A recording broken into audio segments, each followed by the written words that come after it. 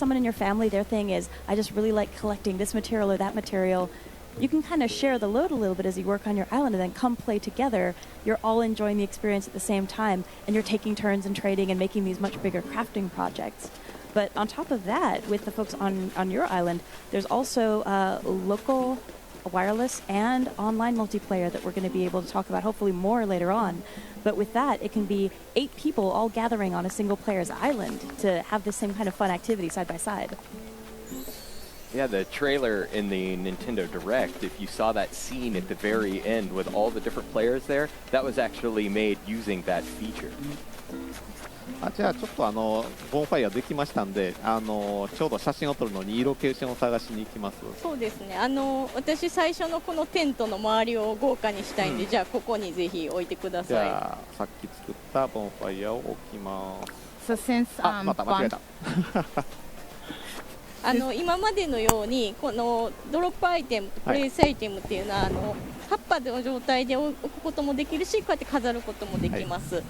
So since we now have a bonfire, we hunted a location. Miss Kyoko hunted a location, and then decided that around the tent would probably be the best place.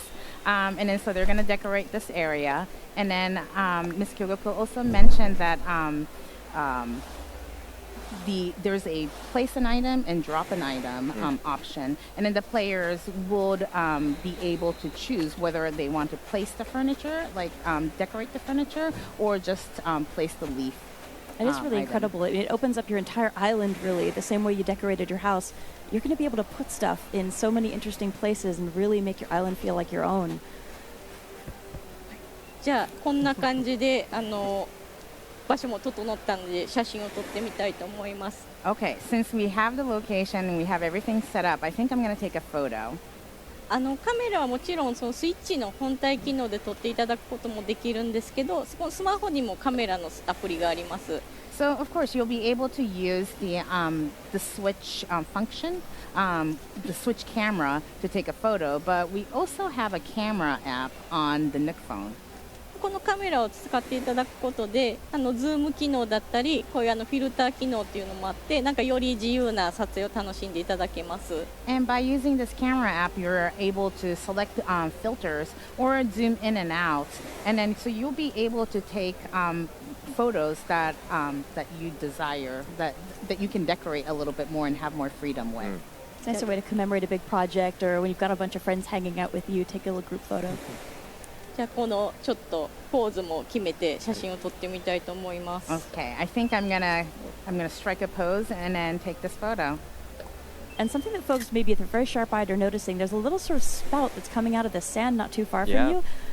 We can't really show this too much yet, but there's actually clams living on the beach, and if you dig those up, you can craft fishing bait using clams. So worthwhile keeping that in mind if you're really into fishing. That's going to be a lot of fun for folks who want to catch some really cool fish too.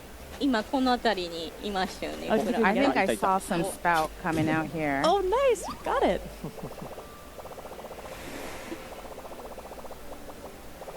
ね、このようにDIYレシピっていうのは例えば動物から教えてもらったりとか何かこのアイテムを手に入れたことがきっかけでひらめいたりとか、買ったりとか、いろんな手段で DIY レシピは増えていきます。So DIY recipes, you'll be acquiring them through other animals, or when you acquire a new item, that's something that that you'll also be able to acquire, or you'll also be able to buy them at stores as well. I think it's interesting how that's really going to mix up players' experiences, depending on how you and maybe a friend of yours have been experiencing life on your island and what activities you've been doing. You might have quite a different collection of recipes at your disposal. So then when you have a chance to get together and play together, it might be, oh, by the way, what have you been making? What did I find? This is how I got this recipe. But it's a nice way to kind of share that knowledge and information as you play. そうですね。今日お見せ初めてアニマルクラッシングニューホライゾンお見せしましたけども、なんかだいぶできてるんじゃないかっていうふうに見えると思うんですけども、実は我々開発スタッフにはまだまだこれからやらなければいけないことがあります。So as you can see, we've shown you some of the gameplay of New Horizons, and then you may think that a lot of this is close to being done, and yet there's a lot of elements that we still want to work on. 2020年3月20日の、発売日に向けて我々スタッフ一同頑張ってますので、もう少しだけお時間をください。So I'm sorry to ask, but if you would let us work a little bit longer and release this game on March 20th, 2020, we would very much appreciate it. Well, I can certainly say, based on the experiences I've had having a great time with this game in the office, it's very much worth the wait. So I know, folks, if you're fans of the game, it's hard to be patient, but it's coming together so beautifully. I think the hardest thing for me right now is working on the game. I'm just ready to get my island, but it'll be soon. And Kyogoku-san, do you have any final thoughts that you'd like to share with our viewers as well as we wrap up? はい、今回この新しい無人島という舞台で長くこの動物の森を楽しんでいただけるようにともう少しお時間いただくんですけども楽しんでいただけるものを作るに引き続き開発頑張っていきますのでもう少しお待ちいただければと思います。So we'll be asking you for a little bit more time in order for us to have you enjoy this desert life on an island for a very, very long time. So we're all working hard to release this game. So thank you very much for your understanding. Yeah, but in the meantime, if you wanted to hang out with some of your Animal Crossing friends, you could check out Animal Crossing Pocket Camp on smart devices. It's free to download, and there's a lot of stuff that's been added to that game since we released it. So please check that out. But that's all the time we have for today for Animal Crossing New Horizons. Thank you so much, Sam, Kyogoku-san, Nogomi-san, and Noriko. And coming up next on Nintendo Treehouse Live, we got The Legend of Zelda Link's Awakening. Stay tuned. Bye.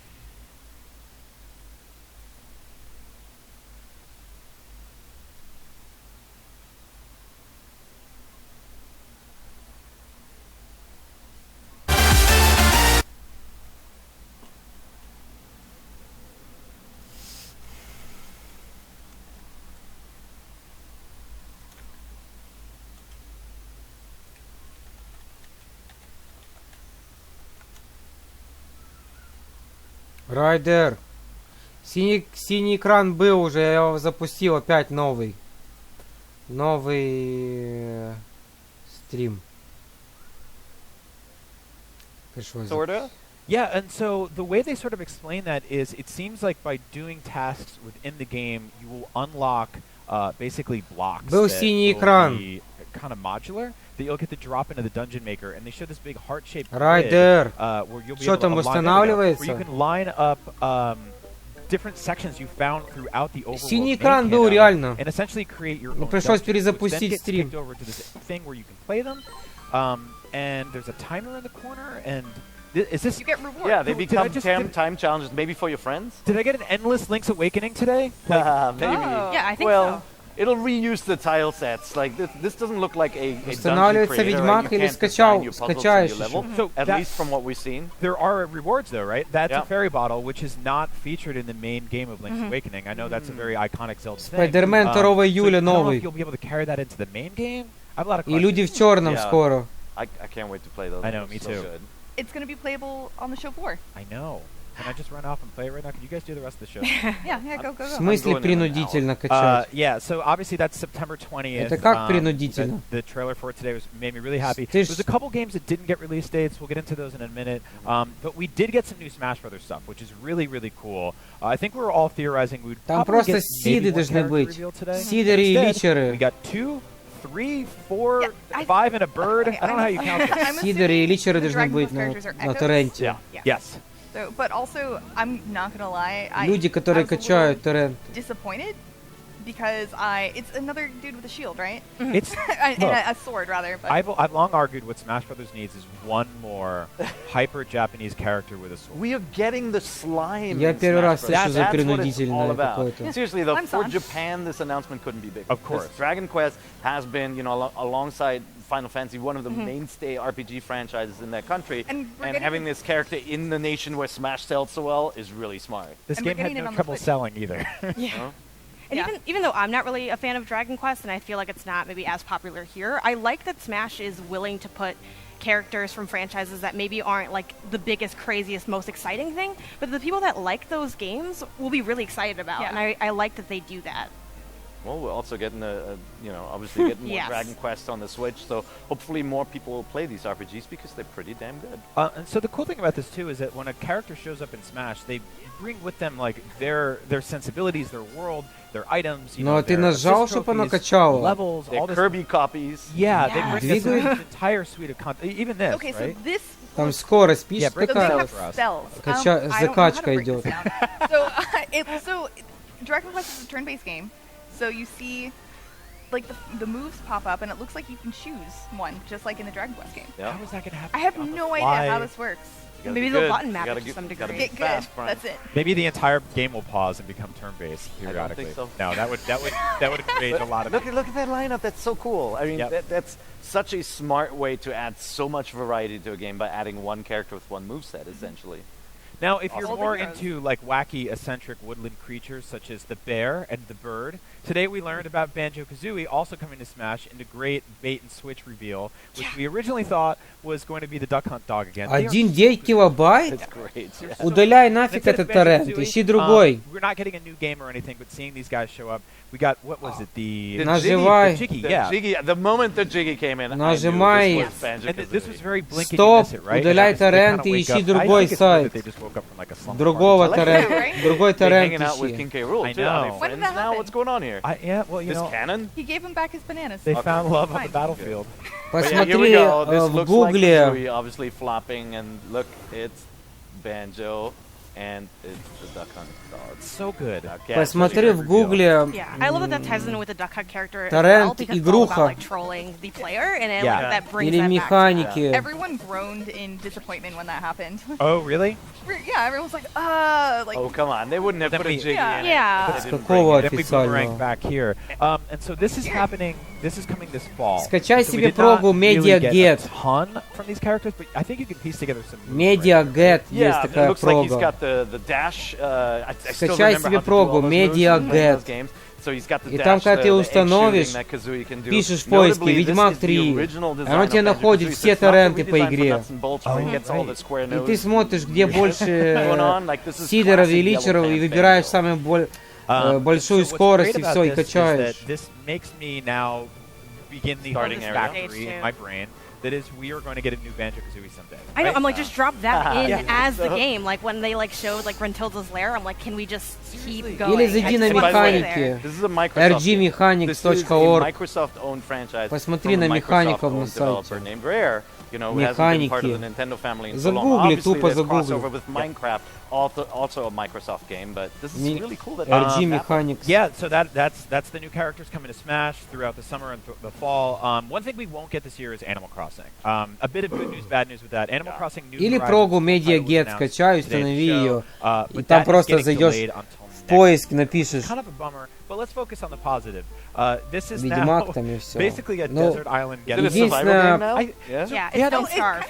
единственная проблема MediaGet I это get that, Look at Brian. this. I mean, Когда like, ты you can устанавливаешь actually MediaGet, get twigs from trees. No, so I was thinking about this earlier. оно может They тебе have установить там experimented типа with a little of this Amigo, in the всякая past. вот Yeah, такая, yes. You Одноклассники. can bring Потому rare MediaGet не, gemstones ну, to those мне не weird married нравится couple из-за этого. alpacas that lived in that one Потому house. лучше качать And you could get them to basically recolor furniture that you had. And so I либо think they're торрент really игруха, upping that here by saying, либо you can build Рутор, benches, you can build like Рутор, clotheslines and, you know, chop down trees and do all that fun stuff that we've seen a little либо bit before, but this is, to me, this is the best. rgmechanics.org. This is the best reveal. The being able to jump over rivers.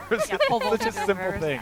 Just that's it's a pain in the butt when the bridge is always far Либо away. root and down. tracker. So that's a nice Root little shortcut. tracker. I love the Here you flower see crown. There is an Root actual tracker. town forming on that island. Root tracker so org. you were able to make those paths, Yeah. and so in the past you could do that with textures, Блин, but you'd always run the risk of running я over как them бы and вообще picking не one имею up by права Yeah. как бы accident. Now it looks like рекламировать it's something with a торренты, little но more permanent. People created amazing designs я in уже Animal сказал, Crossing despite the system в they принципе, built for it. это And like that creativity is always awesome не to see that запрещено blossom в интернете around скачать systems like that. So торренты. I think they're really going to Yeah. play. I was with it now. surprised to get such like a So- strong pocket camp vibe from this trailer, Смотри. and I do like that at least at the end they kind of showed it being something a little bit more traditional. But I'm kind of wondering if it might deviate too much from the franchise and what kind of more long-time fans are going to kind of think Maybe it's of these a adjustments. ecological message there. They're going to convert the entire island. It's going to be high rises. Это no. типа Майнкрафт Gonna smoke японский. cigars. Just Animal Crossing Fire Festival edition. That's it, Японский basically. Ooh, японский Форест. wow. Yeah, no, this looks fun. Minecraft. It's a real bummer that it's next year. That means we're Yeah. left with Link's Awakening this holiday, Pokemon. We got Luigi's Mansion, which we'll Mario talk Maker. about, Yeah. and Mario Maker. So But Типа speaking of ферма Pokemon, we got a какая-то. little bit more about Sword and Shield today during the direct, and then a lot more in the post show afterwards. Spyro. Treehouse, but we did find Spyro out that in прикольная some игра. capacity Spyro и в it Steam works есть. with the Pokemon И в Plus Steam, и на So PlayStation. yeah, the Pokeball Plus, they said you can't control the game with that, but you can put your Pokemon from Pokemon Sword and Shield into the Pokeball Plus and take it with you. Like you Pokemon do with Sword Let's Go. Shield. But that's it. That's it. Okay. That's what you can use Okay. it for. so just a little gimmick thing. Yeah. They So, did- but it's still cute. And in Pokemon Let's Go, your Pokemon would like level up and things. Right. So there's some interactivity with that. It's Покемоны good to бои. see sort of Бои added value for people покемонов. who bought that controller last year. Yeah. Exactly. You know, it's like a nice little bonus there. Look how cool the stadiums look in 3D though now. Yep. You know, it's much nicer than what we used to. Well, Pokemon Stadium basically Yeah. is the last time And we saw that they done. showed a new gym leader who is awesome, but they really revealed much more information in the post show. Yeah. Specifically, they showed some gameplay in the wild area, and it looks awesome. It looks so cool. I am so excited. And they showed kind of like a revised version of the player search system in X and Y, so the PSS. But in this one, it's called the WideCom. Basically, your friends, you'll be able to see what your friends are doing in the left column on the screen. So Oh, you'll see interesting. like when a friend has like caught a Pokemon, and you'll see trade requests and battle requests come through. Nice. And you will also see local people that are nearby like pop up in the world, and you can go and interact with them. Oh, interesting. And in this gameplay demo that they showed the character going up to another character and getting a sack of potatoes. So very exciting. Super exciting stuff. That No, but excites you. honestly, I'm very excited. That's the most video game thing I've ever heard. A sack of A potatoes. sack of potatoes. So in terms of like the overworld, the presentation, I feel like this is like really selling people on the game who are hardcore fans, novices, Sonic. and everything. There are tons more games coming up. We have to take a very quick commercial break, but when we are back, we have lots more loud, excited yelling about Nintendo. So, stick around. Do not go anywhere. Никуда не уходите, да, говорит? На PlayStation Plus Sonic раздавали Borderlands.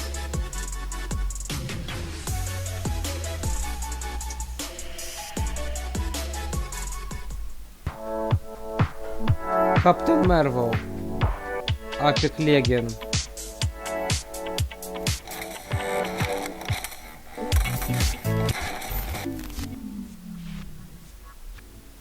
Well, Jonathan, looks like we finally broke the news bot. What are we going to do now? Report the news ourselves? Like a couple of jerks? IGN Now, reporting the news ourselves like a bunch of jerks. If you're not following IGN on social media, what are you waiting for?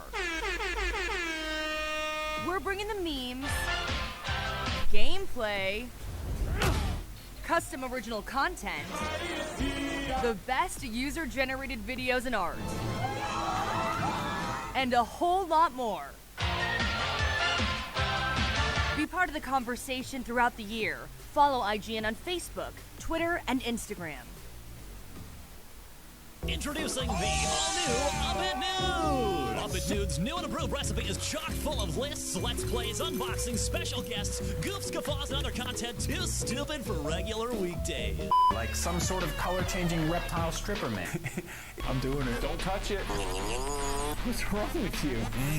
Get corn snack. Game sucks. Bring it back.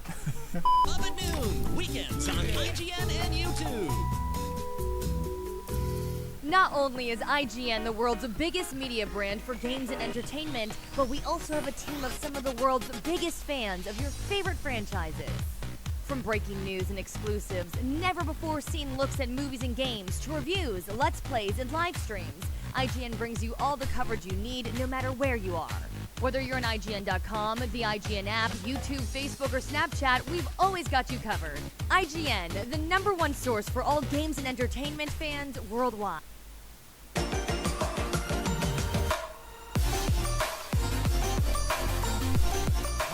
Stop being so shy. Welcome back to IGN Live at E3 2019. We just got an awesome Nintendo Direct with tons of new gameplay. So let's keep talking about it. New games are great. Old games on Switch. Напиши в гугле механики. Everything's coming to Switch. I don't mind when it's the good Механики, напиши в гугле. Everything on Switch initiative. Yeah, I love, for example, Skyrim on the go is just so different. Оно тебе должно выбить сайт RG Mechanics, вроде бы org. The Witcher 3, which is coming. С механиков качай. We gotta look at Качай новый другой террен. They're not hiding how good or bad or whatever this looks. This is Ведьмак. unabashedly the game running on Switch.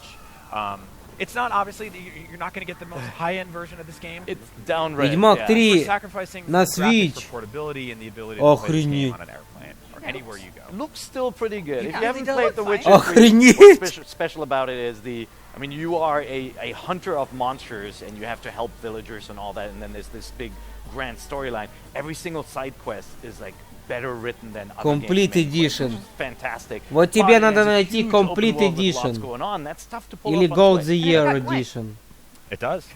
It does have Gwent in it. Были And дополнения. this means that, fingers crossed, CD Projekt Red could hypothetically get Cyberpunk on. There's no way. I don't know about that. But they could put Geralt into Smash, maybe. Yeah. How about that? Okay, yeah, that's And then there'd be a Kirby Geralt, which is all I've ever wanted. Griffin or something. Slightly lesser appreciated games. Resident Evil 5 and 6 are also coming to Switch. This continues the long-running series of now... Okay, let's do it. We have Resident Evil Remake, Resident Evil 0, Resident Evil 4, Resident Evil Revelations 1 and 2, and now 5 and 6. Yep. So we're missing 2, 3, and Code Veronica, and then a bunch of other random ones. In Japan, they have 7 through the streaming service. Right. So it's like basically, if you live in Japan, you probably have every Resident Evil. You have almost every Resident Evil game. How do you guys feel about replaying Resident Evil 5 and very, very much less so 6? Сейчас. I'm not Сейчас я скину тебе все. No, I mean, look. Я тебе сайт скину. Co-op stuff. Yeah. Right?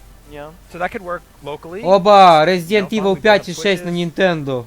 We get to trade shotguns and stuff. Классные игры, я их прошел на канале. We'll see. Like, I like the Resident Evil franchise. Так, механики таки пишешь, меха. I have to pick my battles. Exactly, and I think at this point we kind of know which ones are worth revisiting and which ones aren't. So I feel like the idea of like going back to this one, like for me, I entered Resident Evil through like the modern era, so I played 7, I played RE2 remake, but like, как бы это нельзя говорить, но I have 4 on my Switch though, and I'm gonna play on the plane ride home. So I've been asking people, you know, like, oh, what should I go back and play like, given this context? And yeah, я тебе это не давал. Not 5 really comes up either. While I have you, enforce, shoot the villagers in the kneecap, then melee them, and then slash them with a sword to save ammo. There you go. Thank you. Yeah. Sure, anything I need to know is in our guide. So. Speaking of saving ammo, Alien Isolation doesn't have a ton of it, but it's creepy and spooky in a very different way than the Resident Evil Где games. And it's Ведьмак? also come to Switch. Вон Ведьмак сразу там есть. Yeah, I did not expect that. Сразу Ведьмак. Isolation, from a production design perspective, it was just the most authentic. Но это не Year Edition. I've played games all the way back to. Это не Year Edition. Good adaptations, you know, of the Alien franchise, and. Но там есть кровь-вино вроде бы.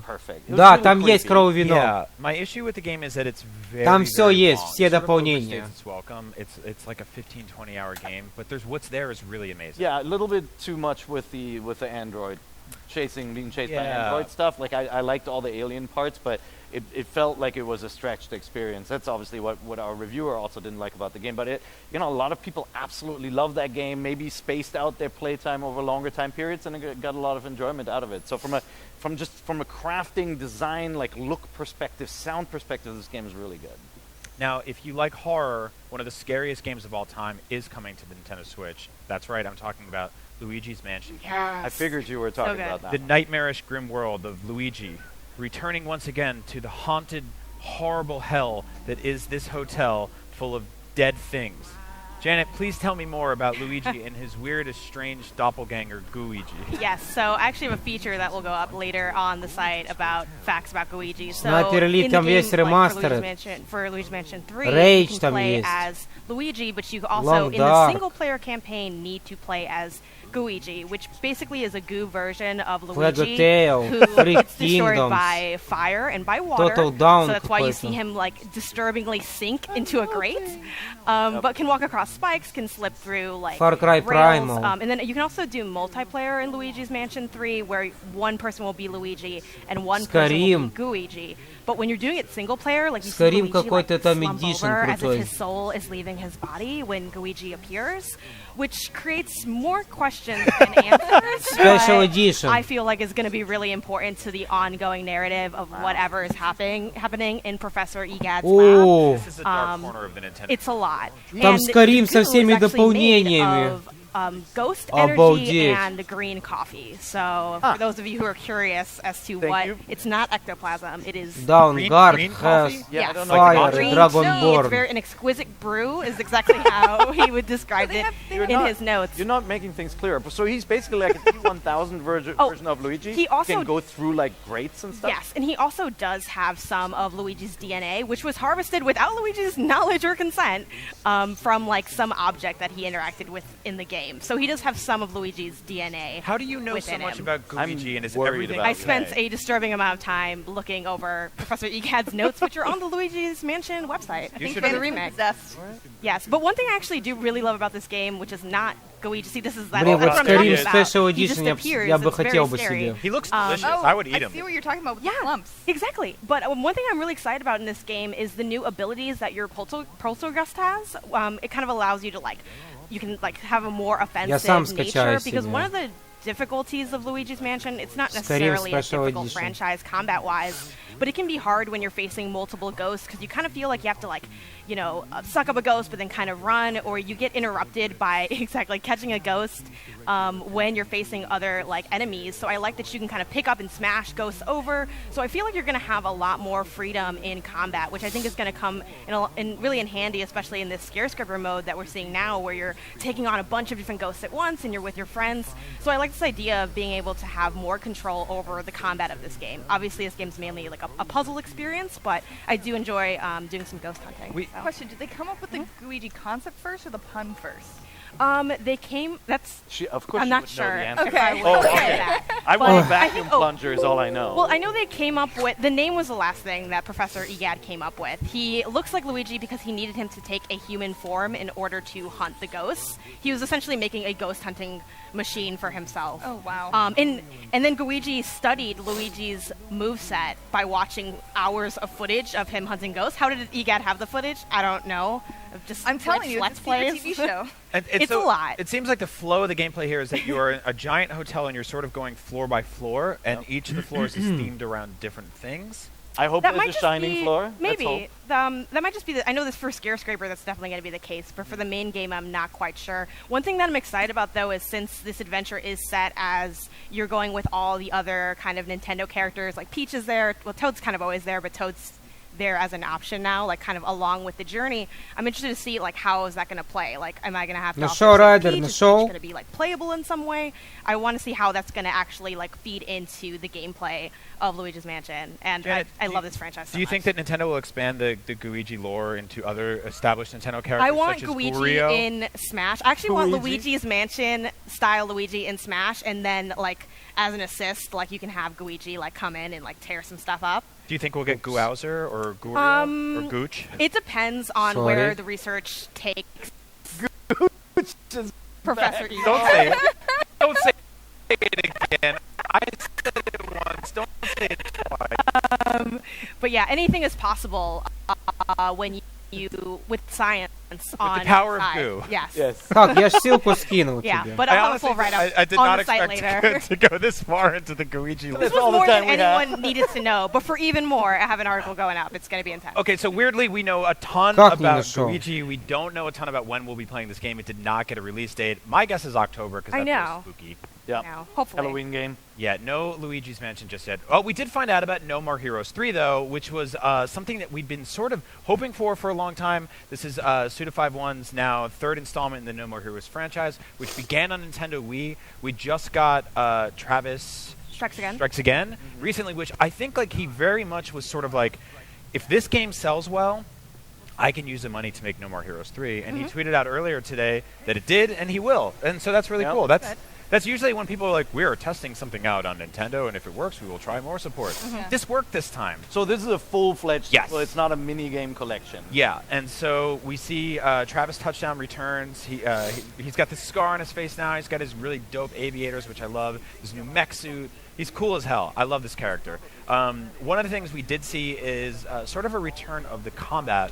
Now, in the Nintendo Wii game, the combat was motion controlled, and so using a series of like thrusts and slashes with the Wiimote and those arrows.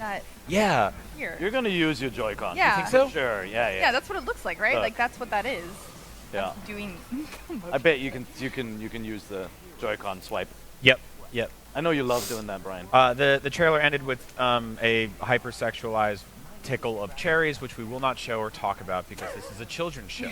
Oh. And I just explained it. Marvel Ultimate Alliance 3 DLC is also coming. I think that this is the better looking Avengers game of E3. I'm just You gonna say really it. think so? Oh yeah. This is unabashedly full-on fun as hell comic book. Yeah, I think visually for sure. Yeah, and you know what? It's a lot easier to add a like cel-shaded comic book character than it is to add somebody that's hyper-realistic and voiced by one of the most expensive voice actors. Which is in video convenient because it's running on Switch. Well, that's the other Avengers game. I have Спалился. faith in that developer, and I think it'll be good. Спалился But you are сам. comparing the visuals and the sound of the characters to the movie you just saw. Yeah, there's whereas a- this one you don't have that problem. There's an uncanny valley thing happening with the Square Enix Avengers. It's not happening here. This is much more celebrational of the comics. They're also getting so Ghost much Rider. more. Like they're bringing in Fantastic Four, Ghost Rider, the X-Men, Daredevil characters, Elektra from the movie Elektra. and so obviously this is basically a hack and slash multiplayer, kind of sort of like a dungeon crawler. Or like a Gauntlet. Yeah, like a Gauntlet style game. We got the Spider-Man Spider-Verse character skin right there, which is awesome. Yeah. Yeah, so this is, I mean, look, the X-Men are here, Wolverine's here. This is all I want. This is perfect. Yeah, this should do pretty well on Switch. Guardians of the Galaxy. So they're teasing the DLC. The game comes out in a couple weeks, but you'll get to play a lot of the expanded content this fall. That's like totally 90s comic book Thanos. from Infinity Gauntlet, and I really dig it. We got a bunch of classic games announced today that are coming to Nintendo Switch. There's multiple Mana games. This is the collection that came out in Japan, Yeah, which I almost bought until I realized I couldn't read Japanese a couple months ago. You have to be able to read Japanese. Fantastic games, right? The second one is, of course, what you know as Secret of Mana, and then Densetsu 3 came out only in Japan, has never been here localized. That's so this one here, right? Yeah, it's awesome that we're finally getting that here. That's right. And then remember, these games have multiplayer in them too. So yeah. Hopefully we're getting the real. Ты посмотри, что она делает. Ну что она делает, блин, а? You never know. Yeah, this was a nice surprise after Square's like very long, very RPG-driven thing last night. To find out a little bit more this morning about these kind of games coming to Switch is really cool. This is gorgeous. I'm totally into this. Yeah, and a lot of times people aren't like super excited about like, okay, old games, you know, being on Switch, but I feel like it's really important with something like as classic as this series. Like personally, I never got a chance to play it, and I feel like now I have like the perfect reason to be able to engage with it in a modern context. And I think it's really nice to have on, you know, on the system. Yep. And so Trials of Mana will be out in early 2020 to hold you over. The Mana collection drops on Switch in a couple hours, so you can get that. Between now and then, we also know about Panzer Dragoon. Yeah. I don't know exactly. That was a surprise. I'm kind of confused Jedi? about, is this a remake? Is it a reboot? Well, we didn't see enough. It wasn't clear. Yeah, this is a full-on remake, actually. Yeah. Okay. Of Panzer Dragoon, the original. Yes. Yeah. Okay. So, like, basically, it's Star Fox with dragons. Yeah. If you have never played it, it's a great game. You will like it. I did not expect this. Did not expect this to come back. На рабочем столе у меня. Да, мне понравилась эта игра, реально. Right? Like, things have been quiet around Konami outside of collections. See, Contra being announced was also kind of a curveball. Yeah, I'm less enthusiastic about Буду this one, ждать. but I think it's going to be doing some cool stuff. This is, obviously, the Contra franchise went back to the arcades. And the NES is one of the first co-op games of all time where your friend or brother or significant other will be furious at you for leaving them behind and dying. This looks obviously a little bit different. It leads into a couple of different art styles for the game and also perspectives. Like, there seems like it's a lot more top-down, behind-the-shoulder stuff. But then a little bit of side-scrolling stuff as well. So. Yeah, I'm not loving the look. I mean, the old Contra games are so iconic. The 8-bit and 16-bit art is so good. I wish they had stayed with that. Well, in the meantime, again, to hold you over, there is the Contra collection coming to Switch. I believe that's today. That's another one of those available today.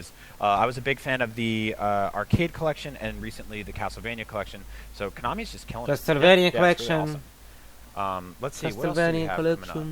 There's a whole bunch of games in that. Like, I could have talked about that direct for the rest of my life because there was just millions and millions. Yeah, it was back to back. You know, you got kind of life science. Obviously, Fire Emblem looking gorgeous. We mostly saw cutscenes with the characters talking and developing their friendships. I mean, this looks like a college drama version of Fire Emblem. I think it's going to be really cool. We also got a new trailer for Astral Chain, which looks amazing. That looks really good. I know. It's really cool. It's super anime, and I'm very into it. Well, luckily, back at IGN, we have a show called Nintendo Voice Chat where you can listen to us talk about Nintendo every week because that's all the time we have for our Nintendo Direct show. But stick around because Nintendo is actually bringing several of their newest games right to this very stage. But next, we have the Final Fantasy VII Remake, and after that, Вставляешь, выбираешь путь, куда качать, и качаешь его. 2077. Hot damn!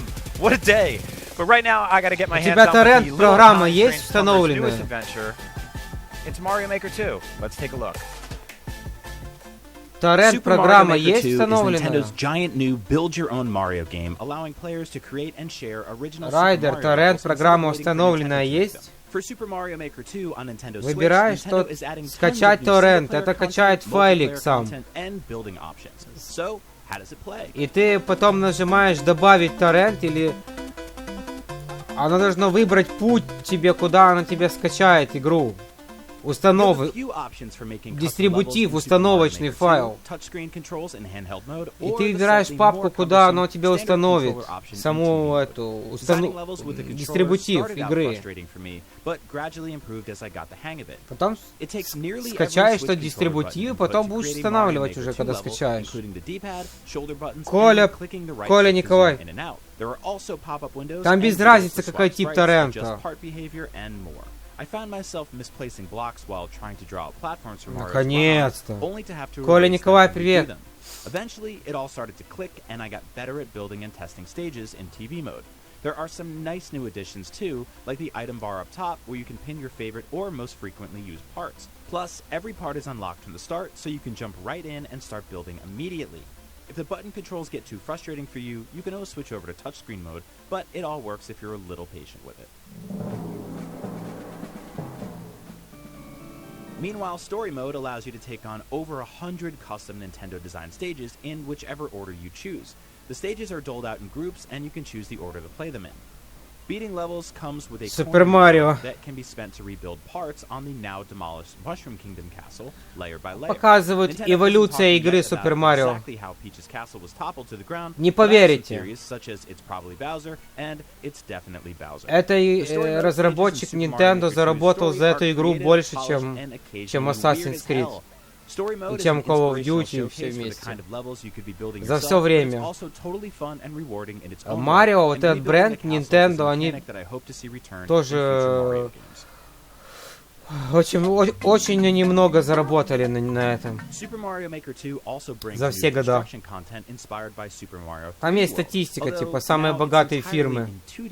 Nintendo, она считается одна из самых богатых. To any of the other art styles like Mario 3 or New Super Mario Bros. Because 3D World has unique cat-based moves like wall climbing and diagonal dive bombing. Это игра для своей аудитории, для детей, игры же разные есть. The standalone game mode concept has me excited that Nintendo could add stuff like Super Mario Сейчас Odyssey or понятие игры это очень растяжимое понятие. Сейчас есть автосимуляторы. Разные игры, фантастика, фэнтези, что хочешь, MMORPG, JRPG и так далее. Finally, if you've loved playing multiplayer Mario games like New Super Mario Bros. U in the past, Super Mario Я древние свитки устанавливаю сейчас.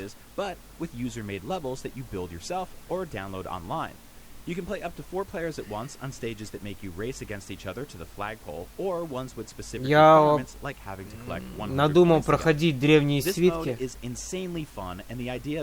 Древние свитки онлайн. У меня есть сейчас такое. Хочется поиграть в эту игру. Super Mario Maker 2 launches on June 28th, and if the massive Super Mario-loving install base for Nintendo Switch is any indication, this sequel may inspire millions of budding game designers to create and share their own levels and provide the world with a non-stop supply of stuff to play. There's absolutely tons to do here, and I genuinely Чё вы там, Warframe играете? For more on Mario Maker 2 Виспу уже выбил. keep it locked to IGN. Выбил Виспу. Наверное, что выбил уже. Скорее всего. И одной части не хватает какой-то. Надо будет тоже как-то выбить эту Виспу. Warframe.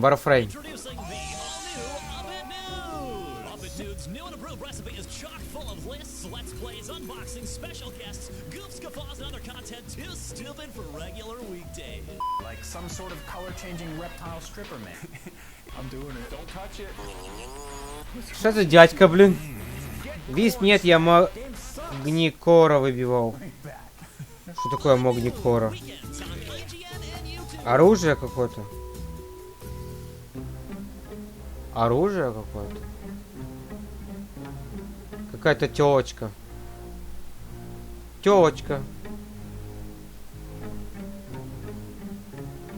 Это тёлочка ведущая IGN. What does IGN even mean anyway? Все, закончилось уже. It means whatever you want it to mean. Мерч. IGN. Красавцы, блин. Not only is IGN the world's biggest media brand for games and entertainment, but we also have a team of some of the world's biggest Все, Nintendo закончилось. franchises. From breaking news and exclusives, never before seen looks at movies and games, to reviews, let's plays, and live streams, IGN brings you all the coverage you need, no matter where you are. Там показали Marvel. Видели, какое Marvel показали? Ой, блин, мне жарко уже. Фу, блин. IGN, the #1 source for all games and Блин, жара entertainment такая, fans блин. worldwide. If you're not following IGN on social media, what are you waiting for? We're bringing the memes, gameplay, custom original content, the best user-generated videos and art, and a whole lot more. Be part of the conversation throughout the year. Follow IGN on Facebook, Twitter, and Instagram.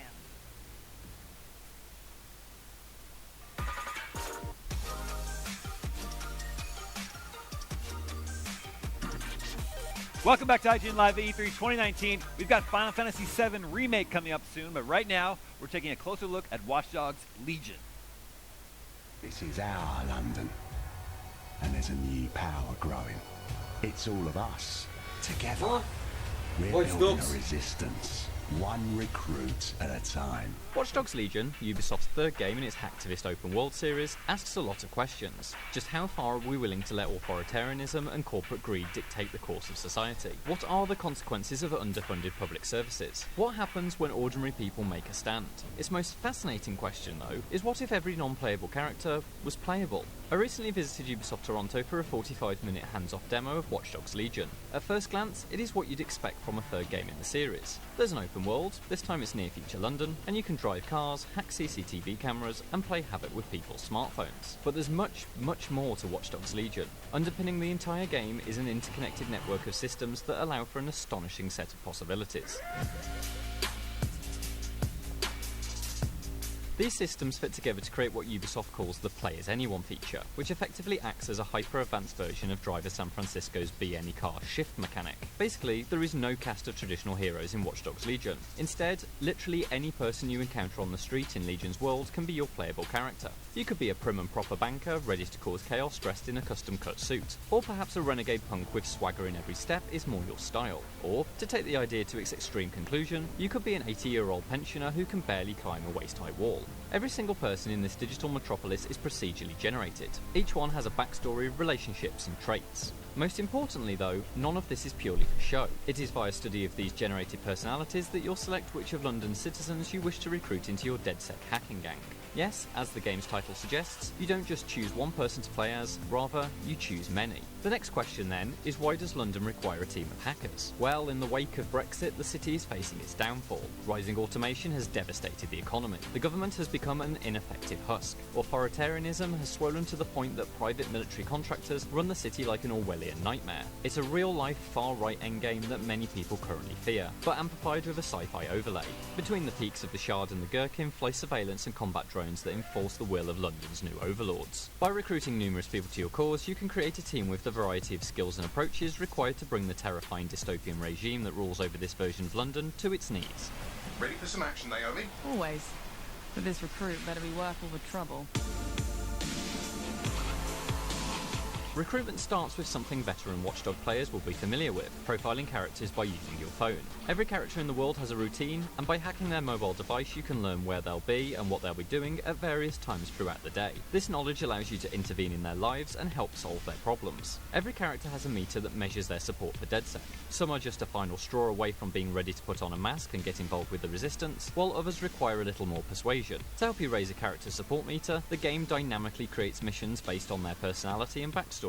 For example, you may help release them from the clutches of blackmail or delete files the authorities hold on them. Recruiting causes a ripple in the fabric of London. Everyone is linked to someone else via a web of social activity. Friends, relatives, partners, and even enemies. These people can be affected by your actions, and so convincing someone to join DedSec may also cause their friends and family to increase their support for the resistance. Similarly, if your recruitment process involves casualties, those linked to your victims will think less of you, push them to their limits, and they may even kidnap your team members off the streets or join DedSec's enemies to get their revenge. With new members recruited, you're able to assign them one of three classes: Enforcer, Infiltrator, or Hacker. Each comes with a skill tree to progress and a unique role to fulfill. Enforcers are your foot soldiers, who learn flashy gunplay techniques and make use of the game's heaviest artillery. Hackers fulfill the traditional Watch Dogs fantasy and are able to use RC vehicles to infiltrate buildings from afar and even control the drones that dominate London's skyline. The Infiltrator class is all about stealth and melee, and are the embodiment of completely refreshed systems in both departments. Melee combat now has blocks, dodges, and counters, making it a more fully featured option.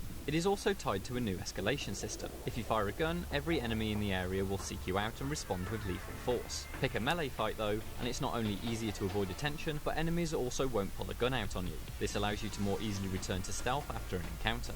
Infiltrators can also turn invisible. Well, kind of. In this nightmare future London, it's now mandatory for every citizen to have their eyeballs wired up to augmented reality software. Infiltrators can hack this software and delete their image, rendering them invisible to everyone around them. The game's commitment to choice means that you can create a team that favours one of these classes, or assemble a multi-talented team that allows you to choose your approach for any given mission. Like in Grand Theft Auto 5, you can swap on the fly to any of your recruited characters, which means should you require to crank up the violence mid-mission, you can simply switch perspective to one of your enforcers. When out on missions, you'll want to make sure the violence doesn't get too hot, because Watch Dogs Legion features permadeath. If any of your team are killed, they're never coming back, and so every mission features a very real tension that it could be the last for your star player. There's something distinctly XCOM about this, and it's a minor stroke of genius to bring that strategy game stress across to an open world action game. Thanks to underpinning systems like this and the constantly altering relationships of London's population, Watch Dogs Legion appears to be a game dedicated to cause and effect. Like Shadow of Mordor and its Nemesis system, DedSec's world is powered by ever-moving components that ensure consequences are explored in a way that isn't simply narrative moral choices. With all of this said, it's easy to worry that Watch Dogs Legion is an entirely systems-driven game, lacking the cinematic flair and bright personality of its predecessor. After all, if the game designers themselves have no idea who your characters will be, how can they create a compelling story? I was only able to see a single campaign mission and its associated cutscenes during my hands-off demo at Ubisoft Toronto, but what played out before me seemed like any other cinematic. It was not obvious that the character involved wasn't a pre-designed protagonist. This is the result of a daunting amount of work. There are multiple versions of the story that play out depending on your DedSec roster. As with previous games, there is still a core narrative with multiple storylines and dozens of scripted missions, but the cutscenes for these change depending on who you have recruited. Ubisoft emphasises that it's not merely a case of different actors reading the same script, but that cinematics have been written numerous times over in order to cater to the variety of playable character archetypes. Some characters are sarcastic, others are professional, and the script variants will address this. It is a crazy ambition, but an ambition that could mean that Watch Dogs Legion's characters feel a bit soulless. I fell in love with Watch Dogs 2's eccentric cast, and it's hard to shake the feeling that Legion can't possibly do the same when the characters have, to some degree, been produced by a piece of software. And yet everything I've seen so far about Watch Dogs Legion has been so outlandishly ambitious and apparently successful that I'm also willing to give the team the benefit of the doubt. I won't jump the gun just yet and say Watch Dogs Legion is guaranteed to be Game of the Year material. Systems of this scale, scope and complexity simply have to be proven over hours of play, not a 45-minute demonstration. What I can safely say though, is that this is the Watch Dogs sequel no one saw coming, and a sequel that no one is going to forget.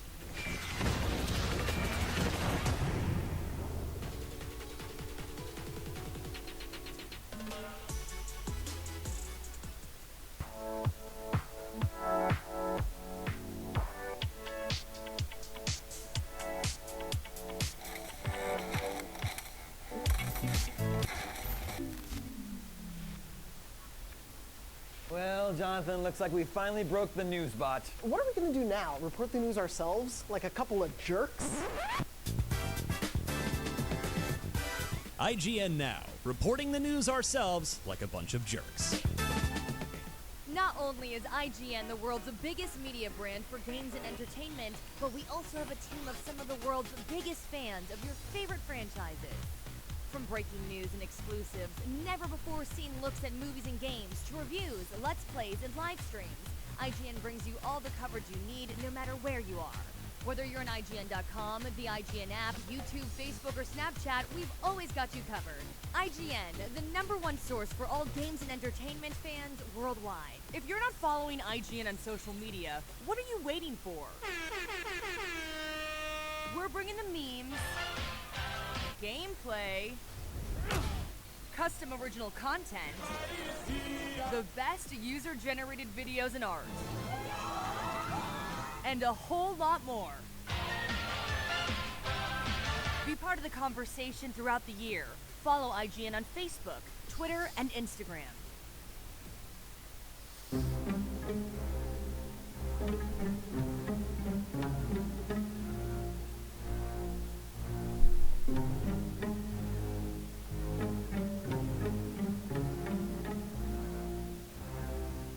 What does IGN even mean, anyway? It means whatever you want it to mean.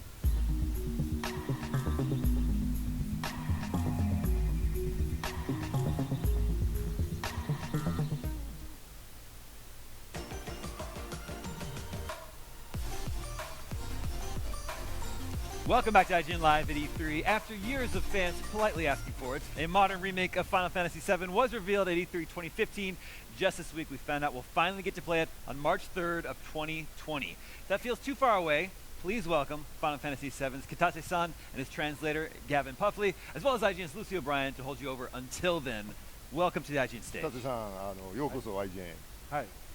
First of all, let me just say, it's so nice to finally have a release date and know we're finally going to get to play this game in the not too distant future. I've been waiting so long. いやー、私も待ちくたびれたんですよ。まずこのゲームがプレイできるその発売日が発表された時もすごく安心してるんですよ。やっぱそんなに遠くないしね、発売日が。そうですね。我々もね、やっとね発売日発表できて非常にね嬉しく思います。で、まあただねまだ開発はね開発真っ最中ですので、ちゃんとね発売日に向けて完成できるようね非常に開発を頑張っています。No, I mean, we really are delighted to be able to announce the release date of the game, but having said that, we are still very much involved in the development. That's still going right on, and we're going to be pushing ourselves to make that release date and get it out on time. So, we saw a lot of the game last night. It really looks like this is an enormous project, and it looks like it's more than just a straight remake. In fact, you're sort of adding a lot of stuff to the game, building out what was already there. Is that true? いや、昨日はいろいろ情報を見させていただきましたが、やっぱり今回はそのただのリメイクじゃなくて、それを超えたやっぱりもっといろいろ新しいコンテンツとか新しい要素がどんどん追加しているようには見えるんですが、それでその認識で合ってますでしょうか？そうですね。やっぱりね原作が22年前なので、もうその間技術も進歩してますし、ゲームもね非常にリアルになってきているので、やっぱりその今の現代に通用するようなこうリアリティを取り入れて、かつ前作ではこう、表現しきれなかった細かい部分を今回は表現しています。No, I mean, it's been 22 years since the original game. Obviously, game technology has advanced a lot in that time. So we really want to use what we can do now with that new technology to show things that we couldn't show in the original game, and to really go a lot deeper into add that element of reality and really go deeper into the fine details of these character stories and tell a deeper story.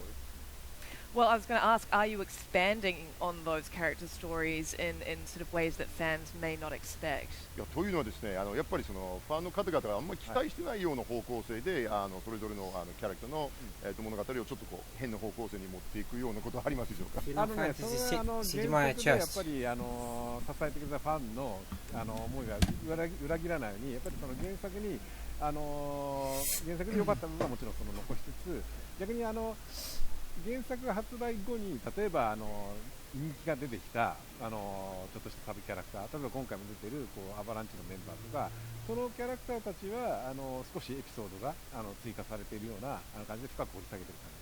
No, I mean, we really want to respect the original and keep everything that people loved about the original game and the character stories. So we're not going to betray anyone's expectation towards this. But what we're really trying to do is, there are obviously a number of characters who maybe only became popular after the game was released, more minor characters. We want to go into their stories and add more episodes and more elements to their stories and flesh that out too.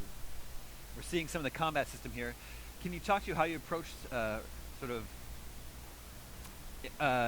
upgrading the combat system for a more modern audience while still trying to satisfy the people that like the more thoughtful turn-based combat of the original? ですね、今そのバトルシステムいろいろ見させていただいてますが、やっぱりね今回のバトルシステムを更新するにあたって、まあ昔ながらのターンベースが好きな人と新しい人を両方満足させるようないろいろ工夫をなされていると思うんですけども、そこら辺についてちょっとご説明いただけないですか？そうですね、このプロジェクトが始まるときに私もあとディレクターの野村も一番気にしてたのが、原作はやっぱりターンベースのゲームなので、そのファンたちと今のやっぱりトレンドとしてのこうアクション要素といかに融合させるかというのを非常に気を使ってました。No, I mean that was the really big point for when myself and Mr. Nomura, our director, sat down to discuss how we were going to make the battle system for this game. That obviously the original game was a turn-based combat system, but we wanted to really combine that and merge that with the more modern action taste that kind of modern players are expecting and get a really good balance. なので最初のこう手伝いとしてのやっぱりその戦うであったり、もしくはガードしたり、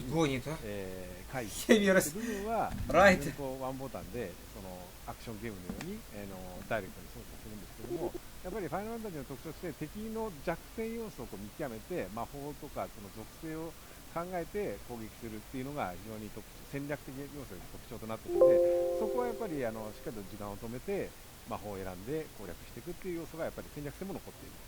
So obviously we wanted to keep the very core combat action, things like attacking with your weapons and blocking and evading enemy attacks with rolls and evasions, as very much an action game kind of style with just single button presses for those. But to keep the core, what made Final Fantasy VII great was that tactical element of trying to work out the enemy's weaknesses and what elemental elements work best against what enemies. So we've had that in a slow motion command type segment, and that's how we've tried to combine those two elements there. もちろんその魔法とかアビリティも時間を止めてコマンドで選びたい人は選ぶっていいんですけど、本当にこうよりアクションライクに遊びたい人はそこは魔法とかよく使う魔法とかをショートカットコマンドに登録することができるので、そうするともうほとんどこう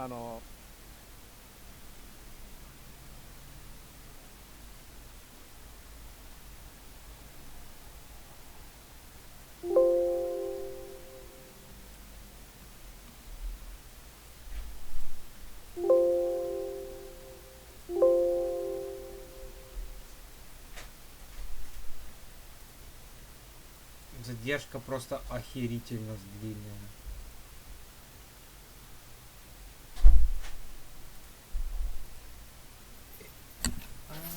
Блин, думаю, что такое, блин?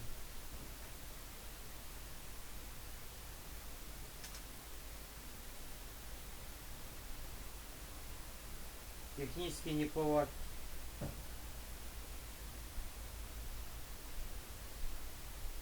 Я наушники поставил на клаву, и они начали...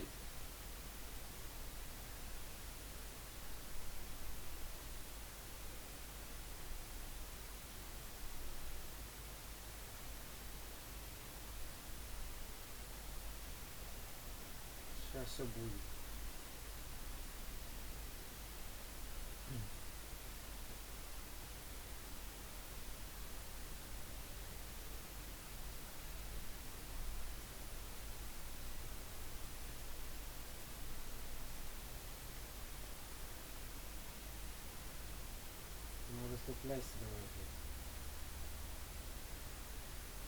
Finalized that we were going to do this project, we've been thinking about how we might approach it.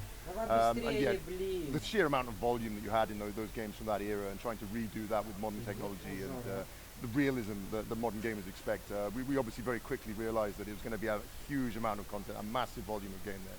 So while we were looking at that, we decided that for the first game in the project, we very much wanted to focus on Midgar and what happens in Midgar. So that's really how the construction of this first game in the project came about. Interesting. So you were saying you wanted to take advantage of all the advances in technology over the past decades since the original release.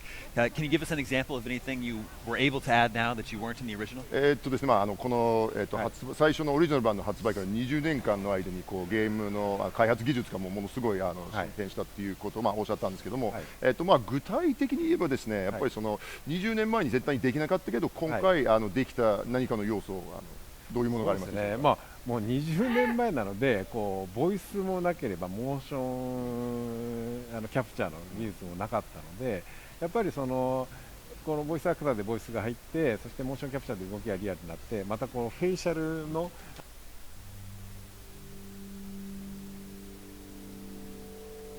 できるので、そこをやっぱり表現するというのに非常に今の技術というのが役立っています。No, I mean, again, 20 years ago, games didn't really have voices. You didn't have motion capture or like facial motion capture, facial emotion capture as well. So, again, one of the big draws of Final Fantasy VII is the characters and their charisma, their personalities, and characters like Cloud. So that kind of technology that we have these days came in very handy to really depict these characters and their emotions in a much more realistic way.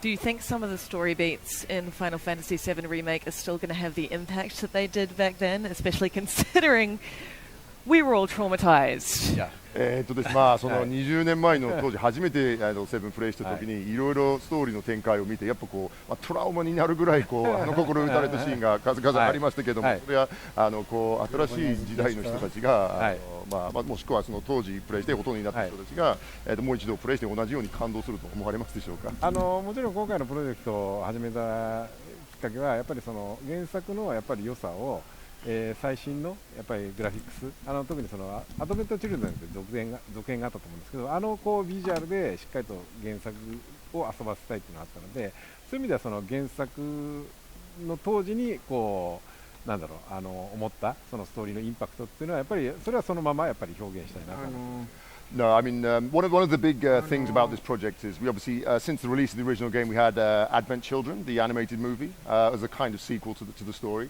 And a lot of people were saying we really want to play the original Final Fantasy VII Adventure with that kind of visuals. So that was one of the main ideas about what we're doing now. And I think with those new visuals, and obviously keeping the story with its emotional content and emotional impact the same, but having that new level of visual representation, it really will have the same kind of impact that it did back in the day. It's going to be devastating. Yeah, now you also announced your English language voice cast this week. Very impressive cast.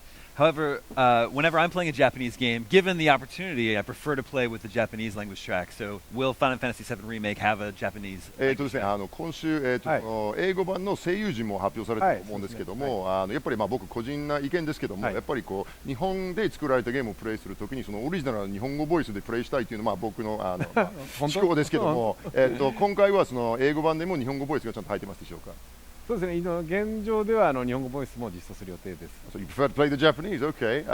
But yes, our current plans are indeed to include the Japanese voice track in the English version. That's great to hear. 聞いてよかったですね。容量が入ればね。If it'll fit into the volume of the data. まあでもブルーレイディスク2枚組なので多分大丈夫じゃないか。But no, it's on a 2 Blu-ray disc set, so I think we'll be okay for that. Okay, good. I'm excited. Are you adding any new story beats? I guess if you examine the plot of the original and of the remake, are they one-to-one?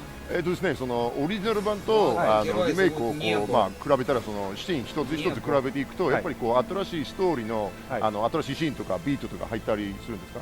そうですね。やっぱりそのオリジナルのやっぱり原作のいいところはやっぱりいいところとして残して、例えば今回のトレーラーでもあったんですけど、マコーロをこうクラウドが見上げるシーンがあって原作にもあったシーンなので、原作にもあった印象的なシーンなので、そういうところはやっぱ残しつつもやっぱりよりこうなんていうかな世界も細かく描いているので、より前作では描かれなかった部分も描いてますし、キャラクターのエピソードも細かい部分が追加されている部分もあります。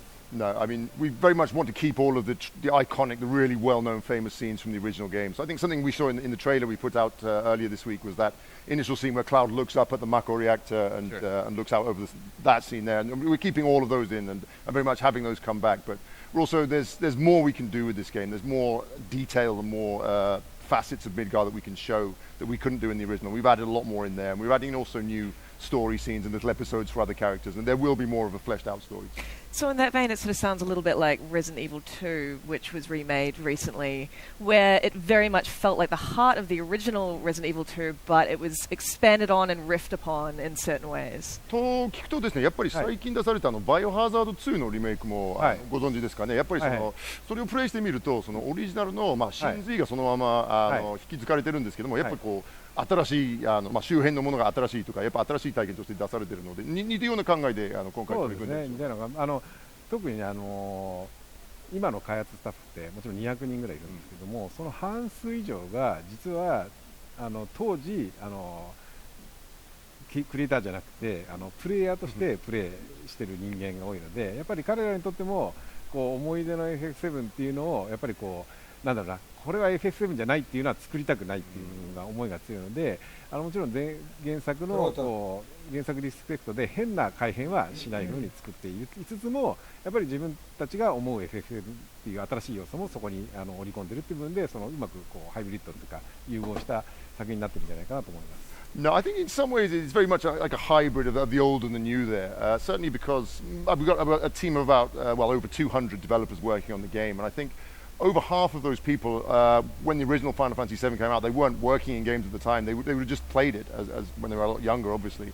So these people, they've got their own vision and their own idea of what Final Fantasy VII is and should be, and they really want to avoid taking any directions that don't feel right to them and their vision of Final Fantasy VII.